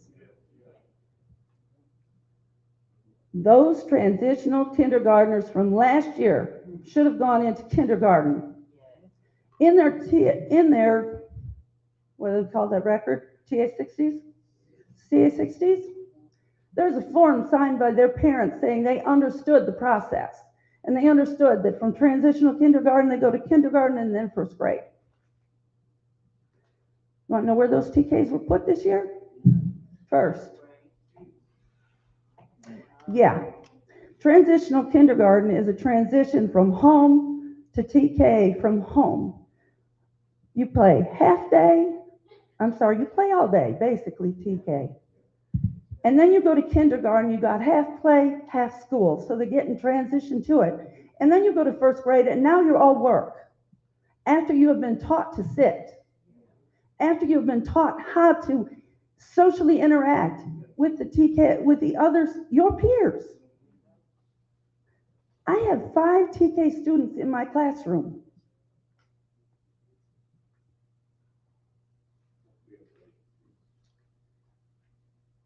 When I say they skipped kindergarten, I mean I have 2 kids that can't write the alphabet and can't write their numbers and don't know their letter sounds. Let's be clear, they were put in TK because they weren't ready for kindergarten. And they're not ready for first grade this year. was told by you, Mr. Bland, that I would be amazed at how well they would do in first grade. Miss Kitchen Slater, I believe, was sitting at that table with the other first grade teachers. Miss Rodbecky was there as well, because at that time she was teaching first grade, as well as doing another job, but that's a whole nother story, isn't it? I was told we would have help. That was implied. We would have more people. Got nobody. I was told these TK students tested at about the same level as the kindergarten students. They probably did. But you know what? Those kindergarten students were in kindergarten last year and learned how to sit. Most of them learned how to behave, not all of them. I can confess I have some first graders who are in kindergarten that could use some behavioral issues, that do have behavioral issues. But of the 5 TK students I have, 4 of them have behavior problems. 4. 2 of them were virtual last year. Now imagine that, virtual last year, TK.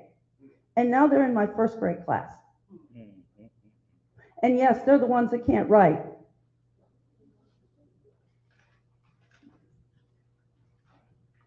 I wish you could come and see what my day is like. In fact, you offered to come and spend some time in the classroom with me. Please do.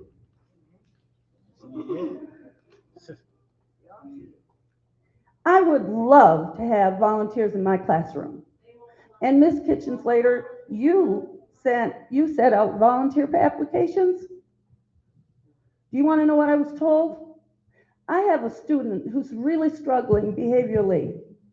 Not a TK, by the way. His father offered to come in, was willing to pay for that background check. And I was told that until classroom management was brought under control, I couldn't have any volunteers. We were all told that. Now, I don't know about you, but when I'm the only adult in the room and I've got 5 or 6 kids that actively misbehave and don't focus and derail my instruction, I would love to have another adult there, and I would love to have a parent. And I would particularly love to have a black male. And I know you know what I'm talking about. Okay? Some of my students need that other person. Last year, I had one of my students, his grandfather came in.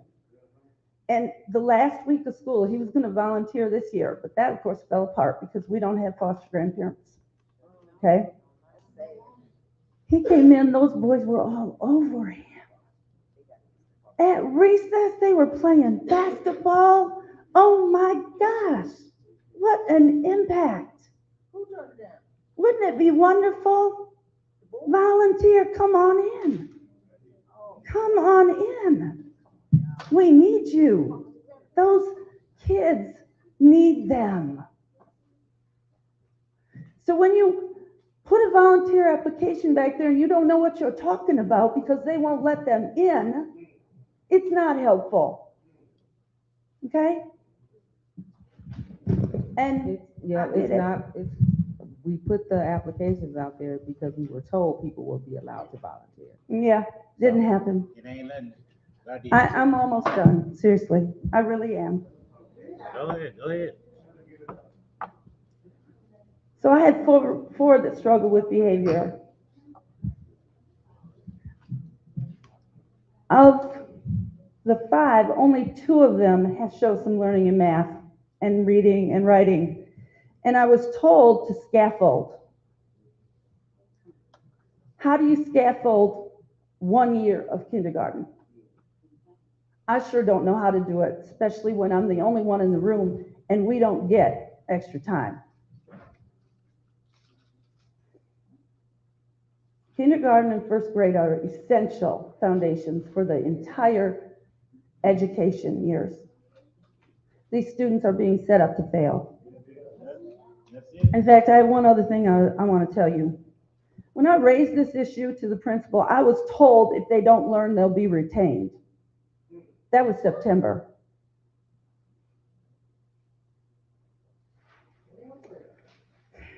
If they don't learn, they'll be retained. But in the meantime, have a miserable year, oh kids. Just do your best. I expect my work to be difficult. I expect it to be challenging. Frankly, I feel set up to fail. Tell me, how can anyone succeed in that environment? And I will keep working. Thank you for those comments. I have no words. Wow. I have no words. Welcome to the jungle. I do hear you loud and clear, but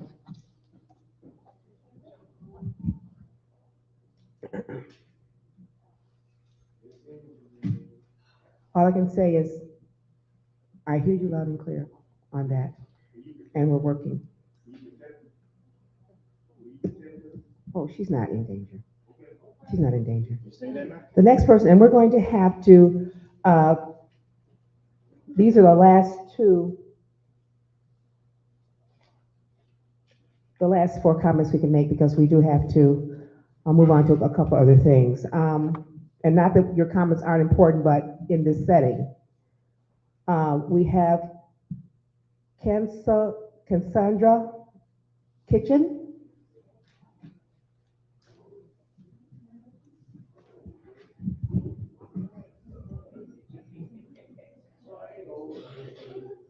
Bring it on home now. Off the park. Cassandra Kitchen, 75 East Maplewood Avenue. I have a question all my questions or comments are from Mr. Bland. First of all, Dr. Hunt, I owe you an apology. Last time at the board meeting, I referred to you as Mrs. Hunt, and I understand you are a doctor, so I apologize. There is a shortage of teachers. You've expressed that in many meetings, but yet you fired a teacher. Mm-hmm. Have you replaced her with someone? I'm not going to talk about personnel. It's not personnel. It's a question, has the teacher been replaced? That has nothing to do with her personnel issue, why she was fired. I'm not asking you that. I'm asking you, have that teacher been replaced? Yes or no? I'm not going to talk about personnel issues. It's not a personnel issue. It's a teacher issue. Okay, okay, we're not going to say, okay, I understand. I get where you're going. And if but we're used to this, not getting answers. Okay. But I made a note of Specifically that teacher. Okay. I'm not going to talk about that. I'm not talking about the teacher. I actually had. And so in order for us to maintain, well, he made a comment. Yes, and so direct the questions to me. I don't care about our If you would, please. Excuse me. Mr. Bland, has any teachers that have been fired, resigned, have they been replaced? That's a loaded question. Have any teachers that have resigned, been fired, been replaced? Some have. Well, like I said, I'm used to not getting answers from him. I will give it to you before I leave.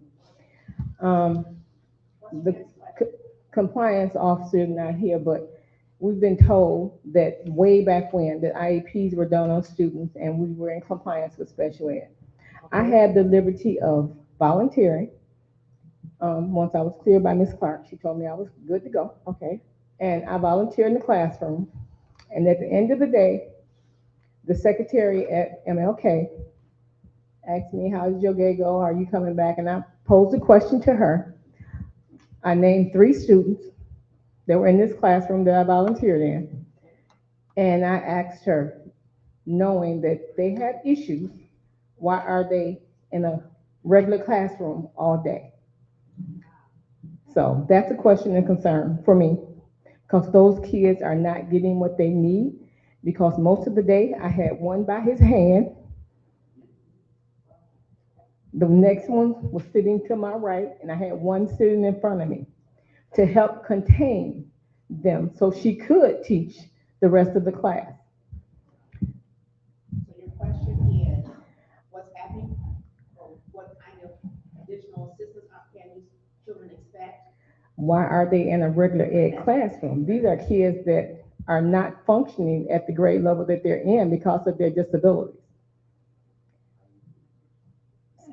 Last but not least, I guess you can say, Mr. Bland, you may or may not answer this. This is a question for him. You started your business, New Paradigm, from the ground up. It grew. Hypothetical. You got an employee that's not performing to the level that you think he or she would. How long would you keep them on as an employee before you say, here's your pink slip? This is his business. Unless you don't answer for him. I'm not gonna answer, but I do want to, I don't want the back and forth. Oh, he gonna be no back and forth. He's gonna answer, he's not, and I'm gonna go have my seat. Back and forth, let me ask the question. If he chooses to answer. Let's say you're gonna answer, and for some time, I'm used to it. Please don't take up on. It's a process, Mrs. Kitchen. It's a process. If they're not doing the job that they're set out to do and meet the expectations, it's a process. And it's a process, it's a process. Our kids got to suffer for your process. But you would give them a ultimatum, if you will, do your job, or as we say in Stephen High, keep your hat, coat, and boots. I wouldn't. I mean, not in that sense, but I'm just saying, but you wouldn't continue to employ somebody who's not doing their job. It depends. It depends. Thank you.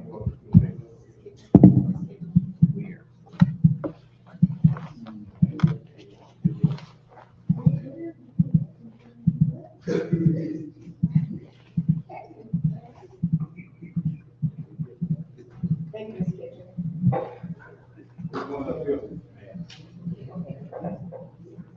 Leaving here for so long, we've got a few more people that's coming up. We have 3 more individuals. The next person is, is Michelle Tyson. Is she still here?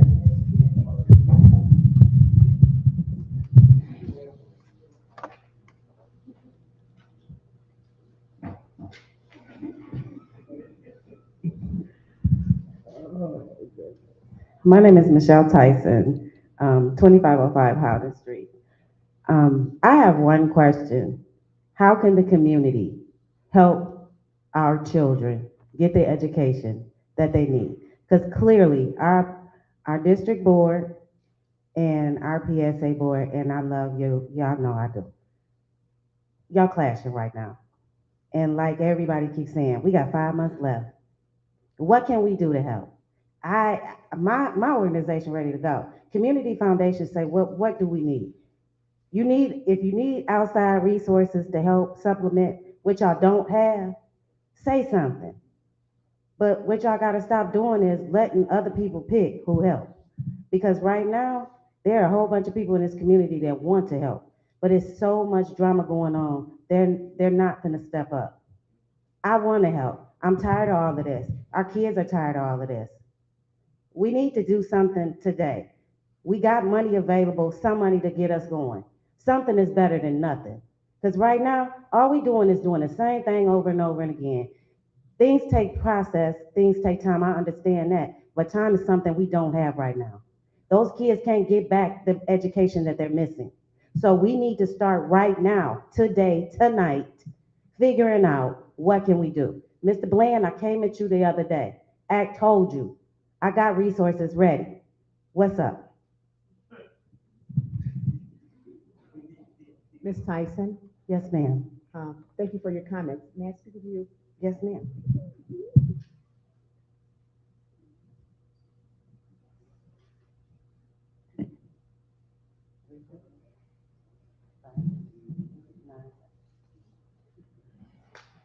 Thank you, Ms. Tyson.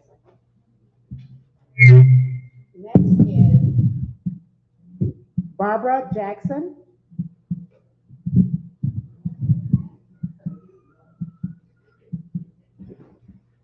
Good evening, board and members of the audience. My name is Barbara Jackson. I live at 333 East Grand Avenue. I've been with this district 18 years. I have never seen the things that I have experienced or what my kids are going through. And one spoke of special education, which is the most important thing right now that we really need to focus on. Our special education department in MLK, we have what? A director that I've never seen her. I need her. She has so many other obligations to different schools that it's very, very difficult to contact her or hear a response. I have 2 6th graders right now with IEPs. One needs phonics. The kid cannot read. They can copy everything they see, but they cannot read it back to me. I have cognitive issues with a student who can hear me say the word but can't write it, so he's missing pieces. I need her. I need somebody in that building that we can reach out and touch. Our resources and interventions need to be happening because I got 2 6th graders that are going to pass on to 7th grade. And you want to know why? Because I grade them on work. I give them an accommodation because they cannot do my 6th grade work. They can't reach it ever until somebody starts at the bottom, and I'm trying to go there. But I need help through the IEP system and special education to reach these 2 boys who are not going to make it here. My students told me today, we were talking about age, and I said, oh, I feel like an old lady. They said, Miss Jackson, you're not old until you get 80. And I said, you know what? And I'm going to fight for you until I'm 80. I'm not going to leave you. I said, if I have to fight at Lansing and stand on the top of that building, I'm going to do that because I am not going to leave you. For 18 years, I have fought. My children went through this district. I watched you play football. You've been to my house and played with my boys. I mean, where are we going? These boards here and there, you have your own animosity, but please do not continue to lose sight of why you're here, why teachers like me haven't quit, because I'm still here. I'm from Ohio. I'm not even born and raised in this town, but I love kids. They say I wear my heart on my sleeve. I cry at the drop of a hat, and I will because I love what I do. I do. My professor at college said, you're addicted to education. I said, you're right, because my doctorate degree isn't far off in psychology. I can read these kids and their feelings. I know where they're going. I know where they've been. I know where they come from. We know that as teachers, and I'm not going anywhere as long as my kids need me. That's period. Because we have to fight, and the community has to fight, and if we all have to fight, we're going to go where we got to go, to the top. We're not going to leave them.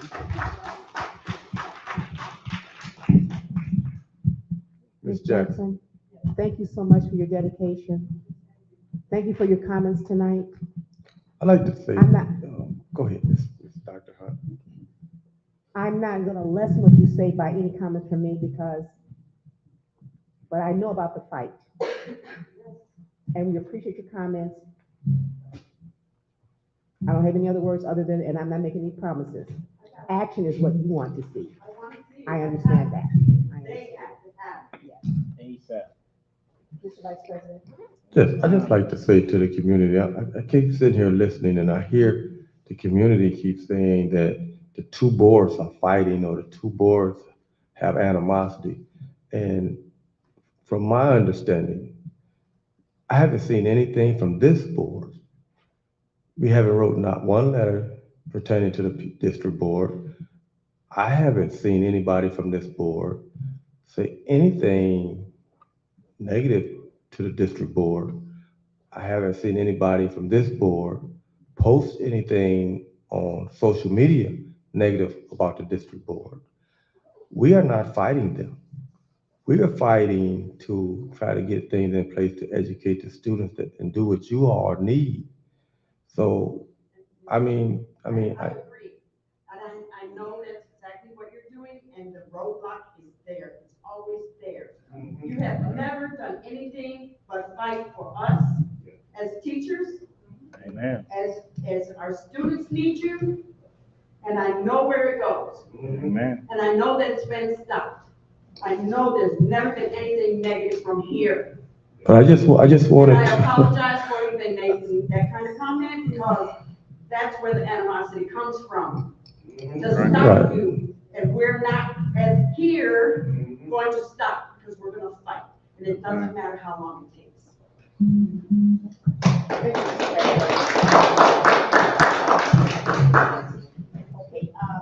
our last Dr. Hunt. comment. Mr. Black. Mr. Black.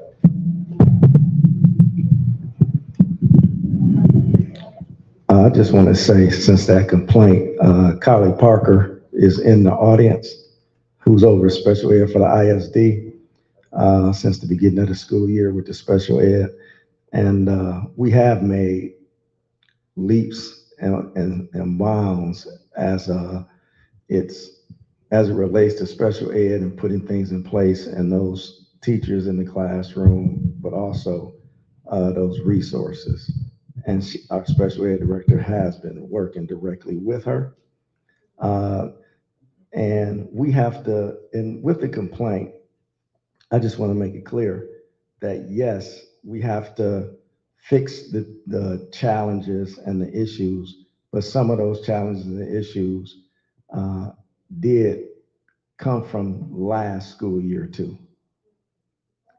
And so I'm not saying that challenges didn't happen in special ed when we first got here, but we will get to the bottom of it. We have, and we have had, and we did put people in place, and we continue to put people in place. And I don't know if you want to correct me if I'm wrong, that you have been working with Ms. Ashford, and we have been making ground on correcting some of the issues from September. Bare minimum. I will say communication has been less the last month or two. Communication back and forth around where personnel sits, and things like that. I do have some. I'm sorry if that's not the answer you expected. Thank you.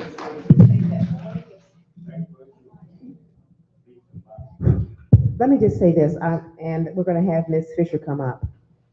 We can go back and forth all night, but this is what we have to do. And Mr. Bland and I and Paradigm will be speaking up to the board.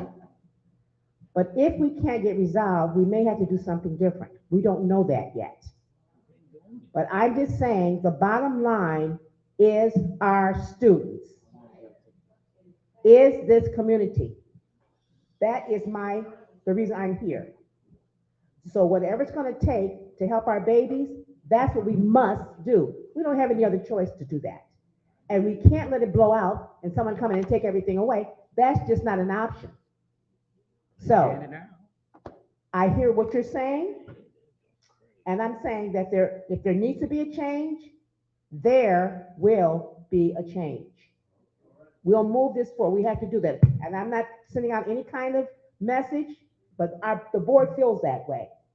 And I know Mr. Bland, if he feels that at some point this is more than what he expected, I'm sure he'll say that. But we're going to get to the bottom and move forward. That's what the goal is. And I hope that you can continue to be with us on that. Are you Ms. Fisher? Okay. Good evening, I'm Kim Fisher. Welcome board, Dr. Hunt.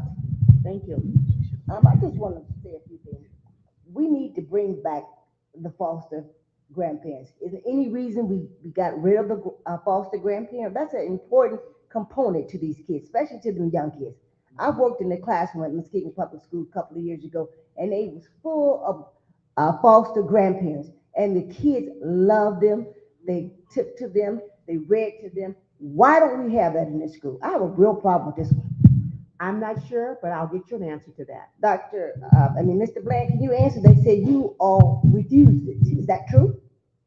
It's not true. I just want to know. Why don't we have them? I spoke with Amy from Catholic Charity Mm-hmm. on 3 different times over the summer. And I spoke with Shelley Kurtz over at MLK Mm-hmm. and Ms. Crockett over at Edgewood. Mm-hmm. They both told me that it had been approved. And they were just waiting on New Paradigm to give them the okay. But they also, when I talked to Amy, which I have a sister that works with the grandmother program, and I have an auntie that works with the grandmother program. Mm-hmm. I know. And they both have told me that New Paradigm refused to sign the contract. I don't know if that's true, but I'm just saying. Charities, and we discussed this, and the program was declined. Because I did ask why wasn't Muskegon Heights a part of the grandparent program in the meeting? That's what Amy told me from Catholic That Charity. is so sad and unacceptable. Please try to bring that back, revisit that. Hold on, Doctor. When I talked to the young lady, she specifically said, it's a lot going on right now. We're not going to take the grandparent, the program away, but we're just going to put it on pause for this year and bring it back next year. All of the grandmothers have been Okay, so I'm hearing two things. I'll find out. Please do, please do. Ms. Fisher? Also, the teachers only having what, she said 20 minutes of time together, 25 minutes, that's ridiculous. Who does that? What do you do today? They need more time than that, 25 minutes. All right, they need more than 25 minutes. I mean, I taught 30 minutes, some years, we have to have more than 30 minutes to plan and work together for the kids.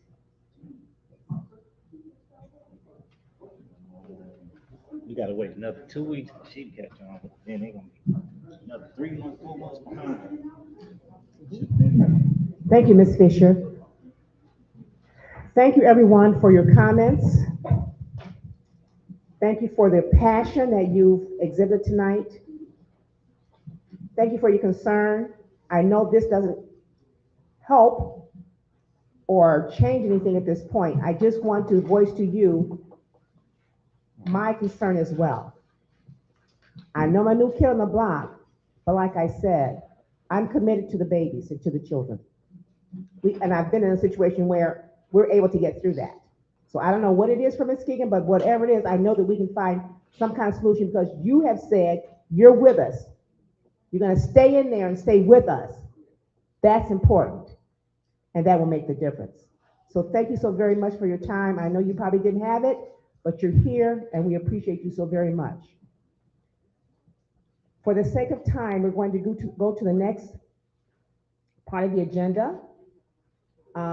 And it's the last portion of the agenda. We have comments from the board of directors. So I've made enough comments tonight. I don't want to talk anymore. I want action. So that's my comments for this evening. Who on the board would like to speak next? I would be next. Mr. Vice President. Yes. I just want to make some corrections on at the last district board meeting. Ms. Johnson Pierce made some comments about the selection of New Paradigm, that the district board had no input. How we did it, we was chosen that myself, Leslie Kitchen Slater from the PSA board, Joy Robinson was the community person. Sophia Johnson Pierce for the board, for the district board, was representative for the district board, and the compliance manager, who is paid by the district board, was the interview team for the selection of the We interviewed for the management companies, which one was CS Partners, the other one was New Paradigm.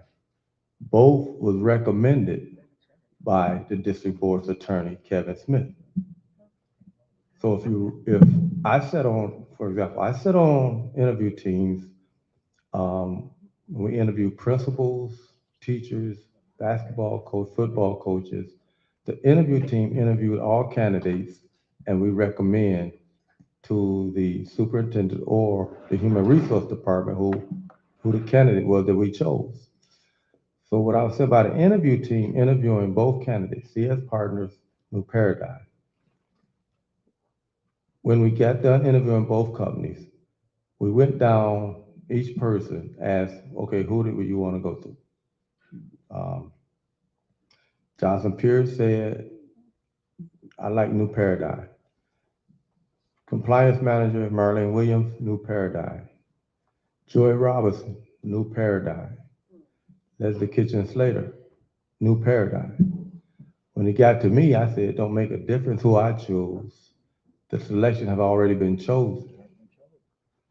Now, prior to that, I sat down with 3 employees, 3 educators, to review both proposals from both management companies because I wanted to know who did they like, because I don't have to be the one work for these people, they would have to be.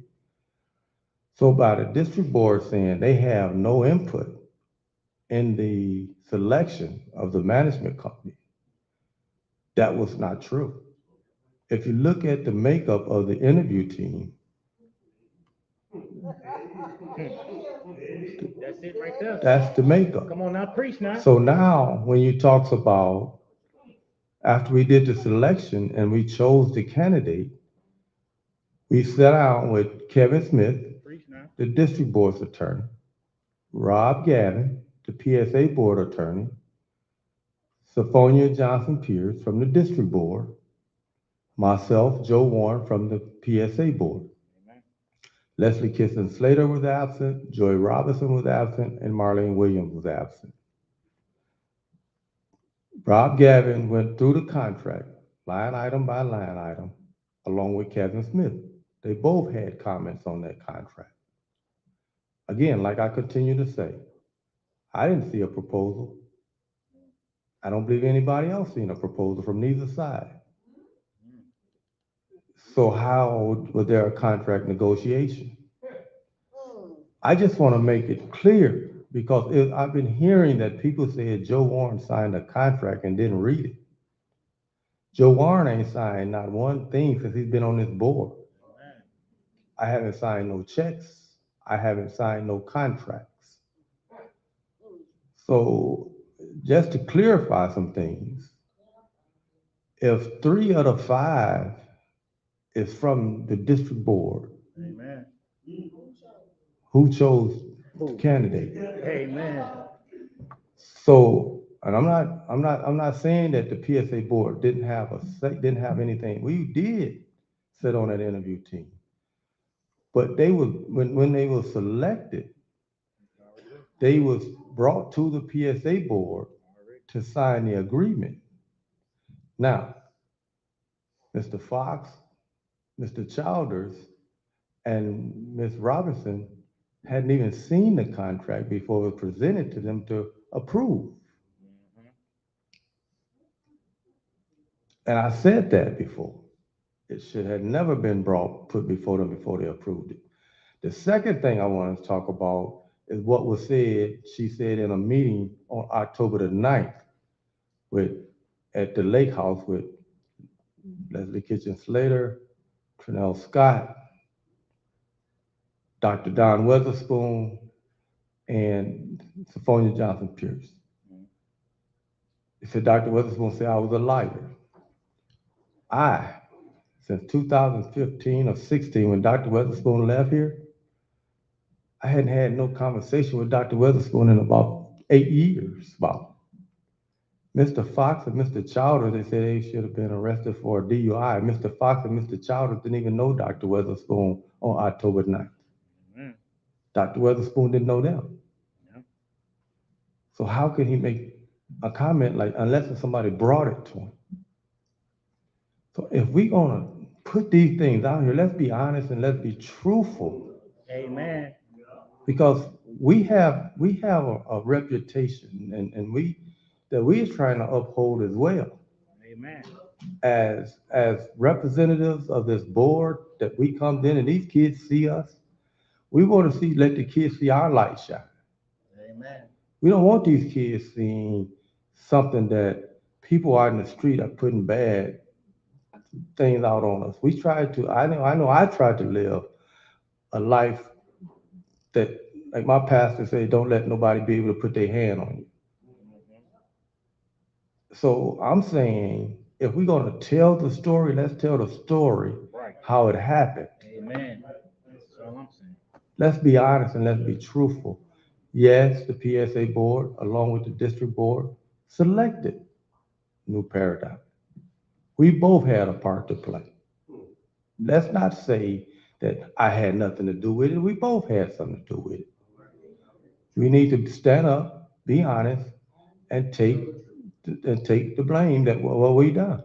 Now, if it was wrong or if it was right, if we were wrong, let's correct what we did wrong. Amen. That's all we can do. If it was right, then we need to do what's right.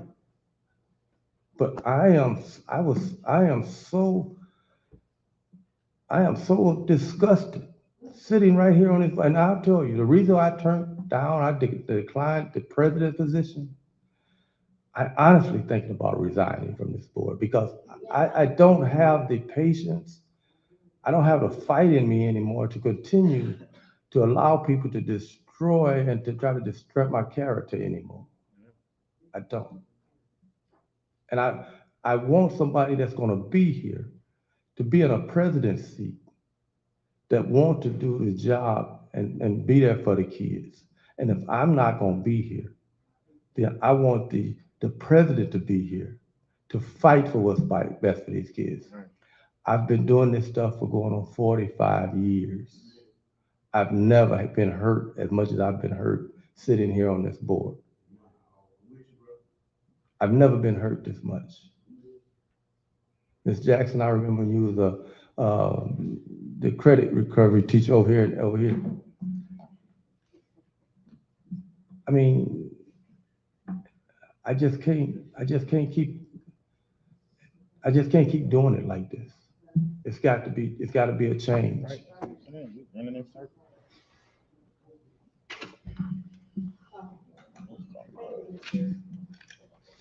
Vice President. Mr. Fox, I feel the next meeting is going to be. January 9th. So just because we had comments, so let's try to do this. Mr. Fox, you brought up a point of order that I failed to recognize in regards to finances. Are you going to cover that in your comments? Or should we wait until our next meeting?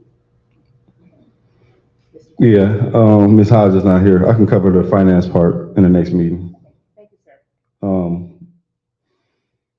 My comments,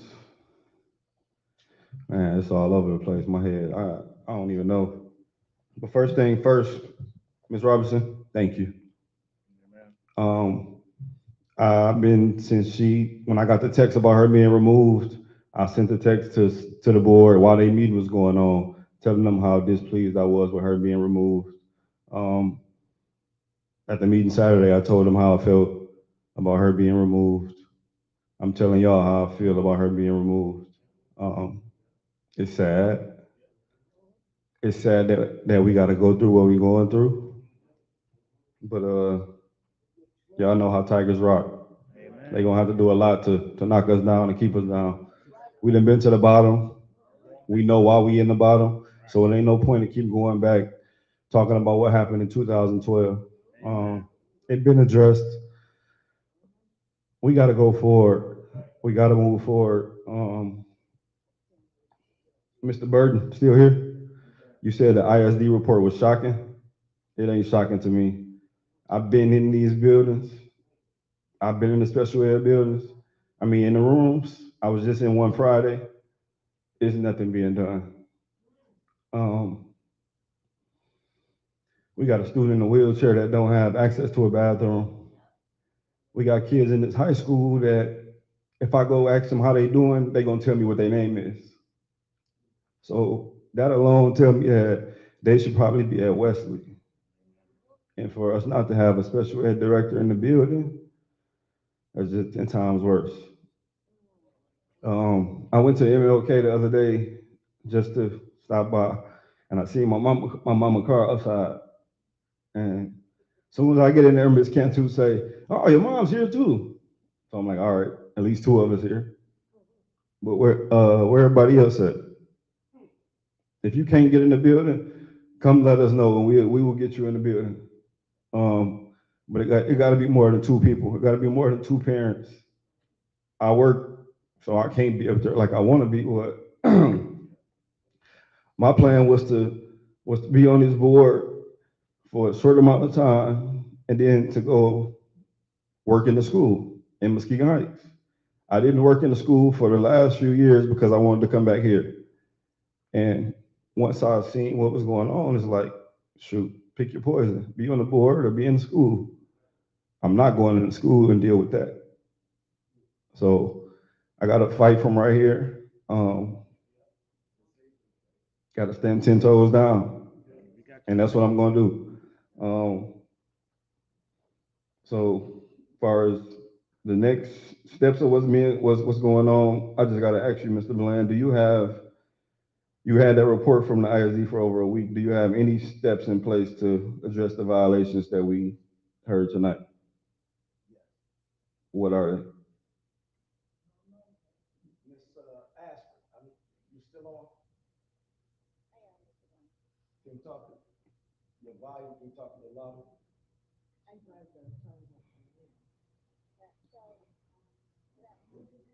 We can't hear her. We can address it at the next meeting if you don't have the answer. No, we can't hear her though. Oh. Can she be at the meeting on the 19th? Can she make a report on the 19th? Yes, They should be here anyway. My last comment would be dealing with the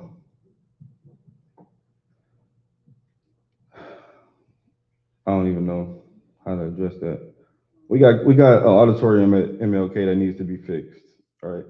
And we got kids that's still in that building that may be harmed by if something leaks from that auditorium. I'm not sure exactly how it works, but that building needs to be fixed. So all the furniture and stuff that we have at these buildings that isn't being used, maybe we can try to do something with that and get the auditorium fixed.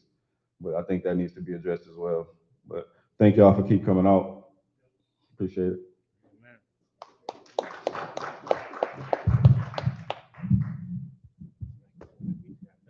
I don't have a lot of comments, only that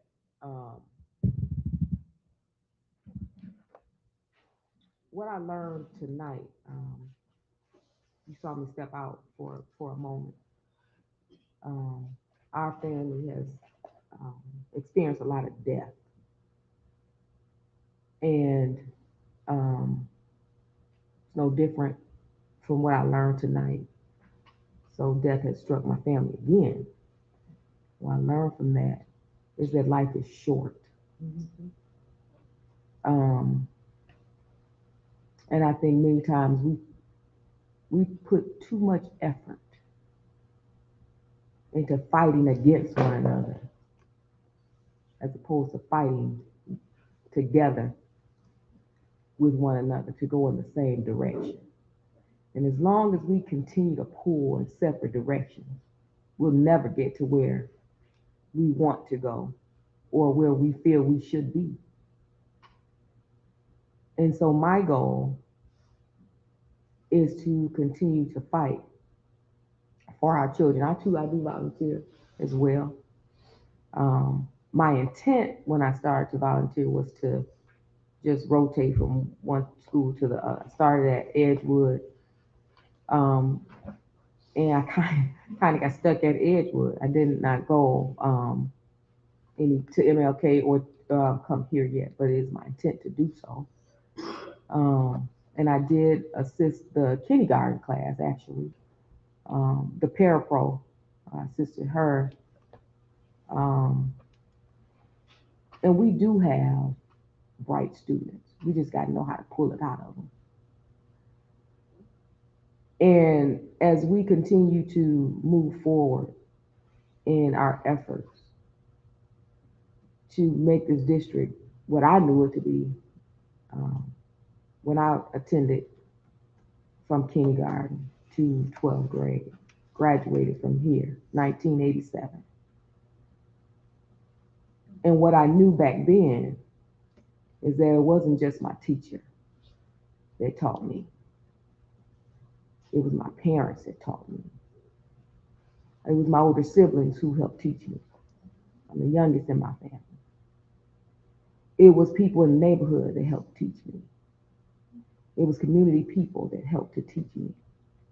So it wasn't one single individual that helped to bring me where I am today. It was a concerted effort. And that's what it takes.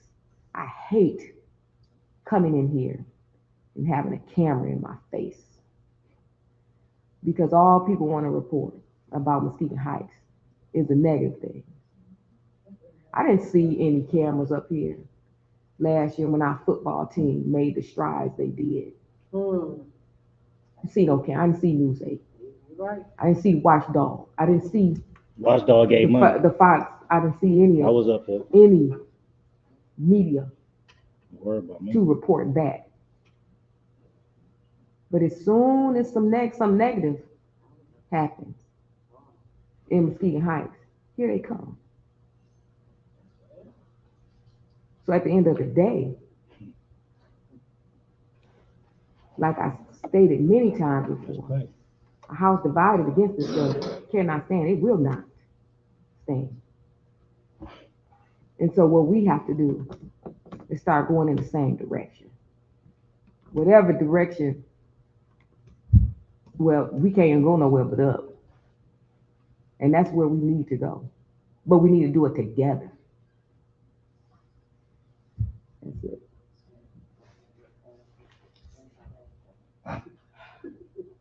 I can't wait till I can. Thank you, everyone, for being here, for your time. We want to thank Mr. Superintendent Randy Lindquist for you and your team and your patience. I know you probably got an earful. You probably just wanted to report and run, but we really appreciate you staying and being with us. We appreciate all of your comments. We're not going to make any promises because action is what we need to do. So thank you very much. Our next meeting is going to be, do I have this correct? It's going to be the 19th at 6 o'clock. And we're going to try and have some more answers for you. I'm going to be doing some personal reconnaissance and investigation, and we'll see what we come up with. So thank you very much. Thank you, attorney, for being here with us to give us some legal counsel and for all that are attending. So at this time, we will adjourn. We need a motion to adjourn. I say. Adjourn. David, motion. Okay, consider yourself adjourned. Thank you. Gotta call the roll. Gotta call the roll. Oh, right. There's no